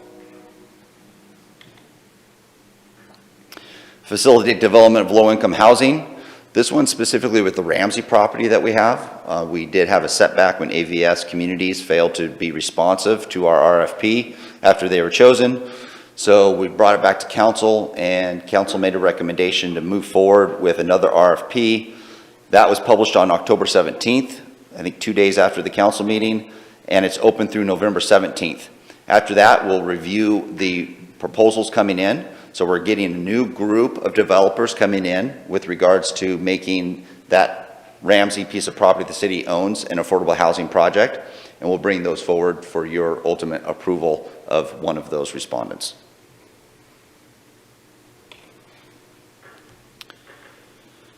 Plan and develop infrastructure. Action 1, public facility management plan. Contractor has been selected and staff are negotiating the final scope of work and the fee prior to council executing the contract. And again, this was the third quarter report, not the fourth quarter report, which we're in right now. Action 2, develop landscape amendments focusing on xeriscaping, planter strips, and reduce landscape strips. This one you would think on the face of it seems like it'd be relatively simple to some degree, but boy, it has taken a long time for us to get through this one, and we're still working through that. The UAPC public hearing is scheduled for December 8th on this specific topic.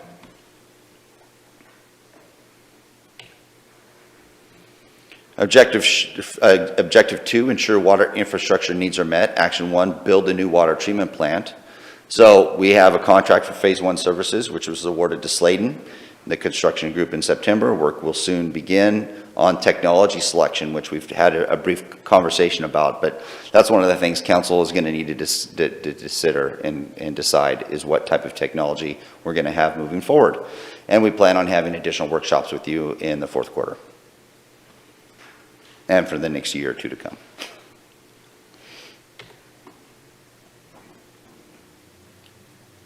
Under maintain, operate, and expand infrastructure, Objective 7 is ensure park infrastructure needs are met. Action 2, develop a forest stewardship and recreational use plan for Dollar Mountain. Of course, Dollar Mountain is a city-owned piece of property, but it is relatively rural in nature and like a forest type of atmosphere. So we did receive some funding for the Crescent Trail parking lot, which is excellent. C2 Recreation Consulting was hired in September to prepare a conditional use permit application for the trail system. And on-site flagging of phase 1 and 2 trails is planned for fourth quarter. And the city was also invited to a second round of funding reviews by the Oregon State Parks for a phase 2 after we're done with the phase 1 trail system. So a lot of work is going on behind the scenes right now with regards to parking lot development, trail phase 1 development, and even looking long range at phase 2 and funding and how we might move forward with that. Action 3, develop Beacon Hill Park. Approximately 10 trees are delivered and planted somewhere soon. Irrigation water is confirmed by GPID. This is something that has been a project spearheaded by, I think, Rotary and Councilor Lovelace, and her Rotary group, I believe, is the one that's focused on that one. After the tree planting, no further action on Beacon Hill Park development is anticipated until additional FTE park workers are funded, and also we're looking at infrastructure needs associated with road improvements up to that area that would be more of a county responsibility, but a community partnership in some form or fashion. We mentioned Caveman Pool, but needed to mention it again because it's here under Action 4, restore and replace Caveman Pool. The task force determined where it should go and that it did need to be replaced. There isn't going to be a restore. This is a total replacement of the pool, but at the same location, trying to make it bigger and better than before, and working with the school district to potentially expand some of the footprint of the pool. So I'm coming down towards the end. I've got 2 more items I just wanted to promote, and that is Action 5, install additional security cameras throughout the parks. Specific camera locations have been identified in Redwood Park and Reinhardt Volunteer Park, pedestrian bridge parking area. Coordination with the electrical contractors is ongoing, and we'll continue to do that. It's been a good program that we've been able to utilize successfully. And then finally, Action 6, identify park infrastructure priorities. This is a 3-star item that came from strategic planning. There's been a lot of work there. Binion Sports has confirmed that they will start the sport court resurfacing spring of 2022. That should make a lot of tennis and pickleball people happy because we'll have brand new surfacing on our tennis and soon to be new pickleball court inventory. Long Ridge design is complete. Gilbert Creek Park lot project is underway. And Loveless Park Trail upgrade is underway also with regards to the design. So a lot of stuff is happening there with our park infrastructure priorities. That's partially due to you as a council allocating resources, the advisory committee being focused on that, along with the well-trained staff being able to accomplish those things within the resources and time that we have. And with that, that concludes our third quarter report, which was quite a bit. So thank you, Mayor, Council, for your policy, direction, and leadership in order to accomplish these goals. Thanks, Aaron. Yeah, it's been a busy quarter. Do you have any questions, Council? Rick?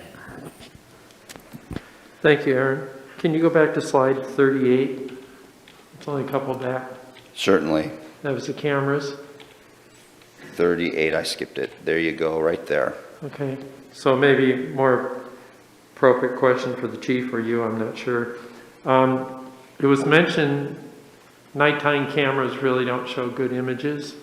Are there cameras out there that we are eligible to purchase that produce good resolution for identification purposes that would have nighttime capability? The chief, I was going to see if the chief or Brad wanted to grab the mic, and it looks like the chief wants to grab the mic on this one. Yeah, it's a great question, but everything of that high quality costs a lot of money. We also need to stay consistent to the pod system we currently have. And in my experience, depending on what you're trying to achieve, it may not be worth the extra cost. Identifying people from distance is very difficult unless you're zooming in. So shy of having somebody sitting at a command post to actually zoom in on individuals committing crimes, I think what we have is pretty good. Does that answer your question? Yes, I don't know if you're talking $4,000, $6,000 or $10,000 or more dollars for such a camera, but if it's not compatible with your current system, of course, then that doesn't work. Is that? Yeah, I don't have the price tag in front of me. I just know they're expensive. I thought it was like 15,000 for two. Okay. So it's spendy. Then if you do have a situation in the park, are you eligible to fly a drone with a camera to check the situation out? Yes. But that again, that's a very low priority. Probably would never do that unless it was a felonious crime in progress. Okay, thank you. Valerie? Yes, Aaron, thank you. It is always good to check in with what we are doing and what we have done, because sometimes we get lost in the weeds of what we've accomplished. I did have a question on dollar amount on Objective 7 that we have indeed. So next spring is when the parking lot will go in, am I correct? Is that the plan? So we've gotten the signatures and everything, so we're Yes. just kind of waiting for spring to be able to put in that parking lot? Funding and approvals are all present and Okay. nicely wrapped up. Okay, thank you. And then my second question is, because I've heard that in phase one, that I know Travel Oregon gave $100,000 for phase one, correct? To put in phase one of that. But I've also heard that we can't use that after the end of December, is that correct? Or have we, Yeah. have we extended, or, because I was heard that there was some sort of hassle, or it took a lot longer to get permitting. Did that permitting come through the county, or? Yeah, the permitting is taking a little bit longer for us before we can do groundbreaking. The grant was for a 12-month period, and we did inquire to see if we could extend that, but it's not an extendable grant. We're able to use some of the funds, but not all of the $100,000. Okay, so what, just out of curiosity, is the funding, the permit application, what is the process going through on a piece of property like that? Is it just going through the county, or I'm You mean what type of permitting is happening in order to build a trail? Yes, and why did it get Sure. off to a late start, or whatever? Brad, our community development director, would be ideal for answering that one. Okay, I was just curious. Yeah, it's called a conditional use permit. The zoning in Josephine County is called Woodlot Zoning, and in the Woodlot zone, they require for recreational amenities a conditional use permit. So that is a permit that's at staff level. It doesn't have a hearing, but it's fairly involved. You know, it requires a wildfire plan. It requires a signage plan. And you have to demonstrate, you know, a number of things, just like we do with our permits. So we have the application largely written. Once that gets submitted to Josephine County Planning, then they typically are 60 to 75 to 80 days before you get a response. So if we submit by next week, which is what our plan is, we're looking at hopefully some kind of answer from them, within that 60 to 75 day period. Is there any way you can get it in faster, or is it just the way it is? We have inquired, but it doesn't appear that is really the option. We did get the pre-application conference waived, so that saved us about 7 weeks right there. So we were able to skip that and move straight to the application. Okay, thank you. Any other questions? Brian? Yeah, thanks, Aaron. You guys have been busy. You guys have got a lot done. Before I ask my question, I want to thank you and the directors and the staff for working so hard and getting so much done. So good job. My question is, it's actually for the chief. Regarding that Talon robot that you guys acquired through the 1033 program, I don't know how that program works. Was there a cost associated with that, or did we get it how much did it cost the city to get that? It didn't cost us anything. Police agencies can't opt into the 1033 program. We did pay for the shipping to get it out here. I believe those things retail at about $380,000. It's a few years old, clearly it's been used. So any way you look at it, it was a bargain. Just have to pay for the shipping cost. Great, and then it also says on here the robot will be used for tactical and surveillance operations. Surveillance is pretty self-explanatory, but tactical operations, could you speak to what that is? Yeah, absolutely. For me, this will help me sleep at night. Can you imagine a emotionally disturbed person with a gun in a house and we have to go and get that person? So now we have the opportunity to utilize a robot to essentially knock on the door and make the presence known.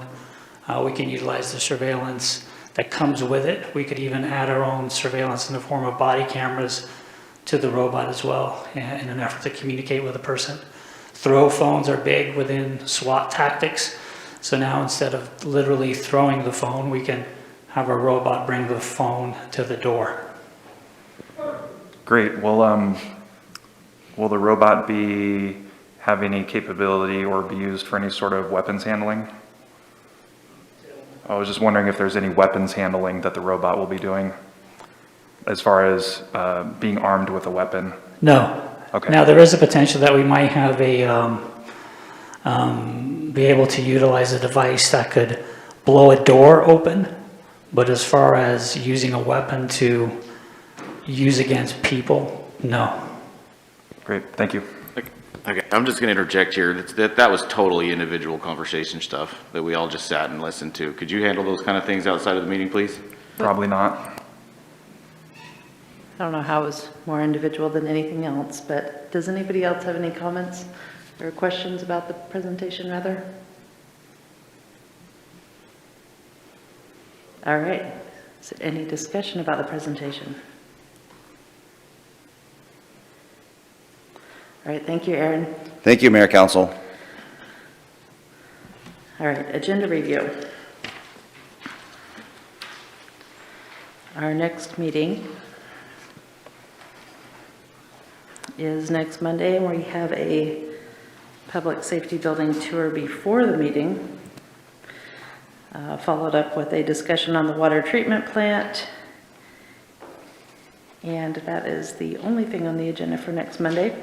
Then next Wednesday, we have a business meeting that has a public hearing on an ordinance that would be a zone map amendment for 3322 Leonard Road. We have a public hearing to consider a resolution that would designate the California black oak at 1238 Southwest 5th Street as a heritage tree.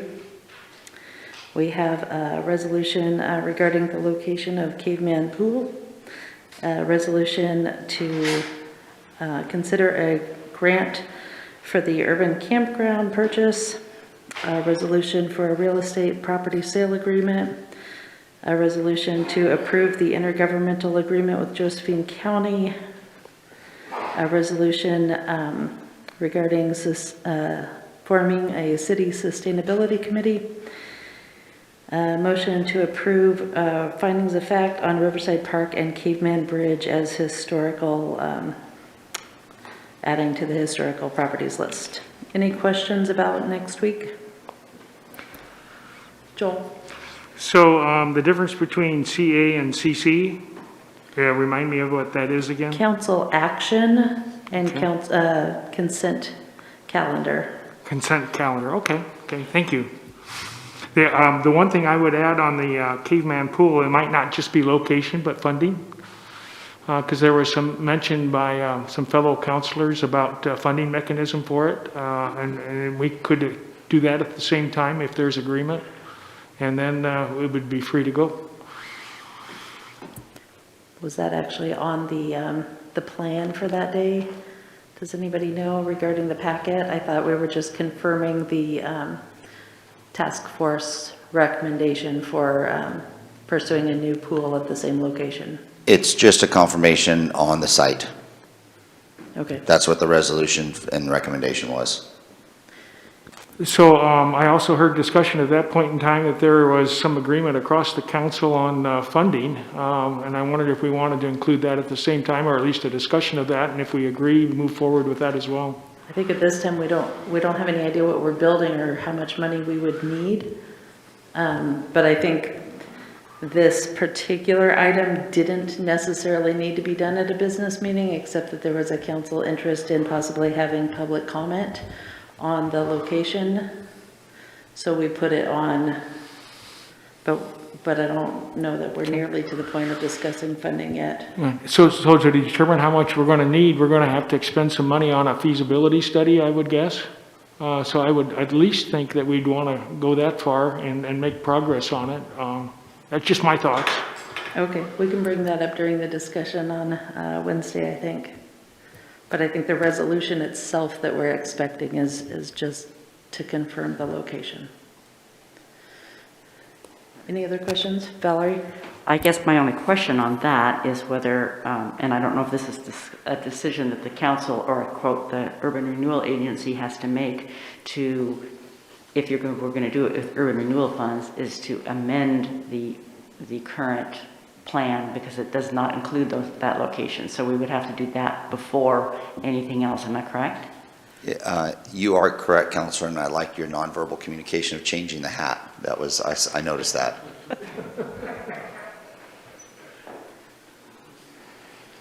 All right, any other questions for next week? Okay, something else you wanted to add, DJ? Okay, go ahead. Yep, go ahead. Okay, so the CDC meeting was canceled for this month. And it looks like they're having a meeting on the 4th. So my first question would be the construction excise tax. Is that an action item on their agenda? And we have a meeting on the 17th for the construction excise tax public hearing, community development legislative decision. Is that 2 weeks plenty of time to compile their information and have it in that packet presentation? Yeah, we actually already have the ordinance drafted. We'll just take any comments from CEDC the next day, put it in there, and then the packet's due Monday, so. Sure. I was just checking the timing on that. I knew you had the drafted ordinance, but I was specifically asking about the CEDC and how their conversation went, and if it'll make it in that packet. It will. Okay, thank you. Yep. Anything else further out? Brian? Yes. I think it was a week or two ago, I had brought up the prospect of us having another session with our legal counsel on the lawsuit, just to have a more expanded discussion with him, because the last two were both very truncated 30-minute sessions that were essentially had to be cut off because we had a business meeting. And so, if I remember correctly, there was council support to have that on the schedule, and so I just wanted to repeat that again. Aaron? So yes, for the mayor, council president, I was going to discuss with them when they'd like to put that on the agenda. Of course, the first hearing for arguments on the case is December 6th. So if you really want an update on how things are going, it would be good to have a time after that, and then they'd be able to report on that after that. If you want to have something in between, he's also available for that also. So that was an item I was going to talk with the mayor and council president about. All right, council, I guess, is there interest in having that discussion with Aaron Heisel before December 6th? Or do you want to wait till after? Brian? I would probably wait until after so we can get the information as updated as possible. I'm seeing some head shake. Okay, we will plan it after, you said December 6th, right? Okay. Thank you. Anything further? Let's go DJ, then Brian. Okay, yeah, one more thing. So the work session item, it appears, for the CEDC would be to review draft ordinance for city construction excise tax. And I'm just kind of questioning the meaning of that title. It's almost like, could you review our rough draft of this ordinance rather than could you give us your opinion as an economic development committee about the implementation of a construction excise tax? So I find that concerning.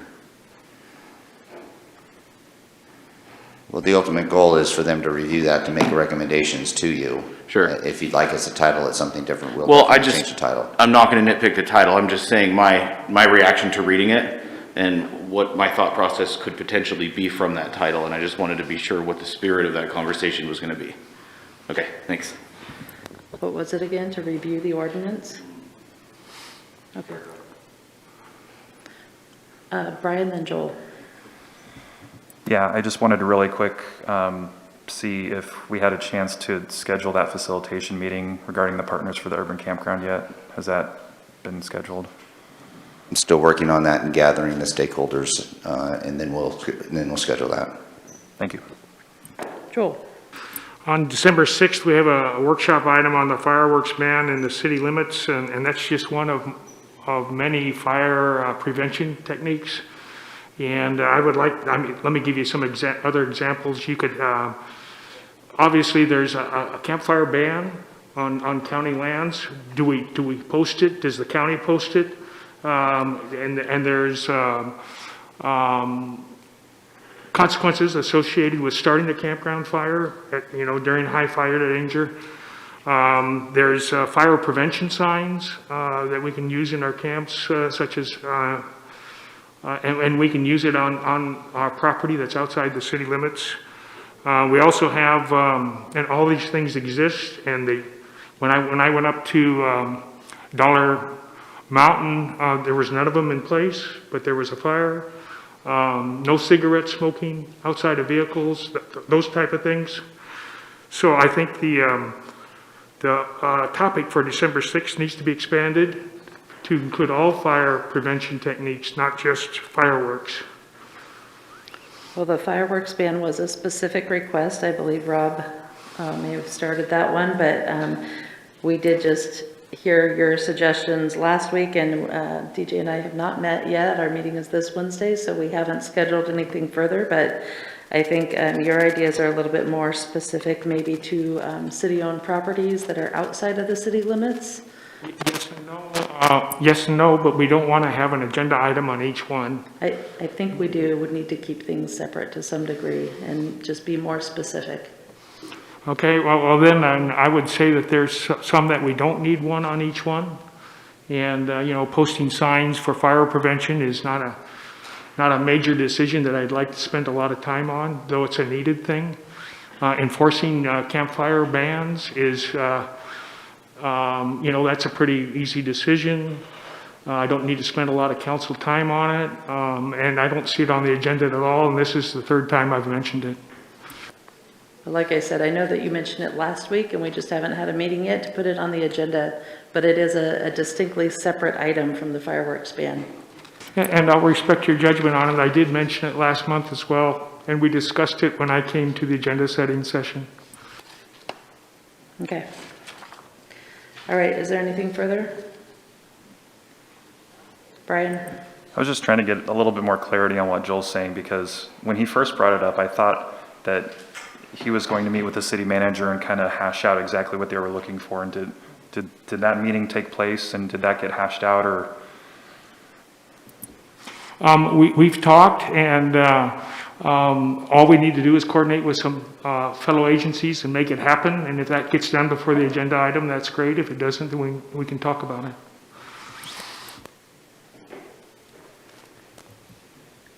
Okay, anything further, Valerie? Oh, I was just going to go along with that and say, especially with the issues we've had, Dollar Mountain, that sort of thing, I think it's something that I would like to know and get further information about is, when can we ban, what can we do? So I'm just giving a little bit more power to what Joel is talking about, because that is on our plate right now with the fire danger. We know fire danger looking outside has come down, but that's a real concern that we have with Dollar Mountain and with the citizens around that area. So I'd like to have that discussion. All right, anything further? DJ? I just wanted to briefly add that we have been discussing these kind of things, and it was a topic of discussion at the last agenda setting meeting, and we had talked about the importance of getting these things on the agenda, but waiting until fire season was totally gone, so we're not we're not leeching their resources to talk about it, but Joel, I hear you loud and clear. I'm gonna clarify exactly what you'd like to see on the agenda. Okay. Thank you. Anything further? All right. I guess I do have one quick thing here, just as we go into executive session, that there was a request from the media again to attend the discussion on labor negotiations. Is that okay with the council? Did you have something, Jason? I had the number for the parklet if you want me to weigh in on that before you go to executive session. Okay, let's get just a quick decision. Is it okay to have media attend? I'm seeing yeses. Okay, Jason, ARPA. Sorry about that. So all in with construction, placement, and removal, which is happening on November 2nd, will be about $27,000 for the current parklets. And that's all of them? Yes, that's all of them. Okay, ask your question, Rick. So Jason, is that, I was specifically after how much it was to construct the platform, but this is the entire operation, including the concrete barriers and so forth that's been involved? That is correct. The concrete barriers are pretty inexpensive. Riverside gives us a heck of a deal. Whether they'll continue to do that in the future, I don't know. But they provide those for the cost of placing them and removing them, which is about $800. The decking is basically the balance of the rest of that cost, including materials, labor to construct them, labor to place them, and labor to remove them. And how many deckings would that be? 2 sets or no, businesses? So that was 2 businesses, or it was 5, or? I believe that is only 2, Taroko and down by the Twisted Cork, which is a much longer one, which spans a couple of businesses. Right. Okay, thank you. That helps. All right, can I get a motion to adjourn into executive session, please? Valerie? I move to exit to executive session. Thank you. A second from Rick. Thank you. All in favor of adjourning to executive session, say aye. Aye. Any opposed? Aye. That was a late aye from Vanessa. All right, we will, the council will now meet in executive session for the purpose of discussing those subjects previously noticed for this executive session. This executive session is held pursuant to ORS 192.660 and more specifically under the subsections of that statute which have been previously noticed for this meeting, which is to discuss labor negotiations. Representatives of the news media and designated staff shall be allowed to attend the executive session. All other members of the audience are asked to leave the room. Representatives of the news media are specifically asked not to report on any of the deliberations during the executive session, except to state the general subject of the session as previously announced. No decision will be made in executive session, and at the end of executive session today, we're not expected to return to open session. We'll reconvene next Monday at 11:45. And with that, let's recess for 5 minutes. Quick bathroom break. Bye.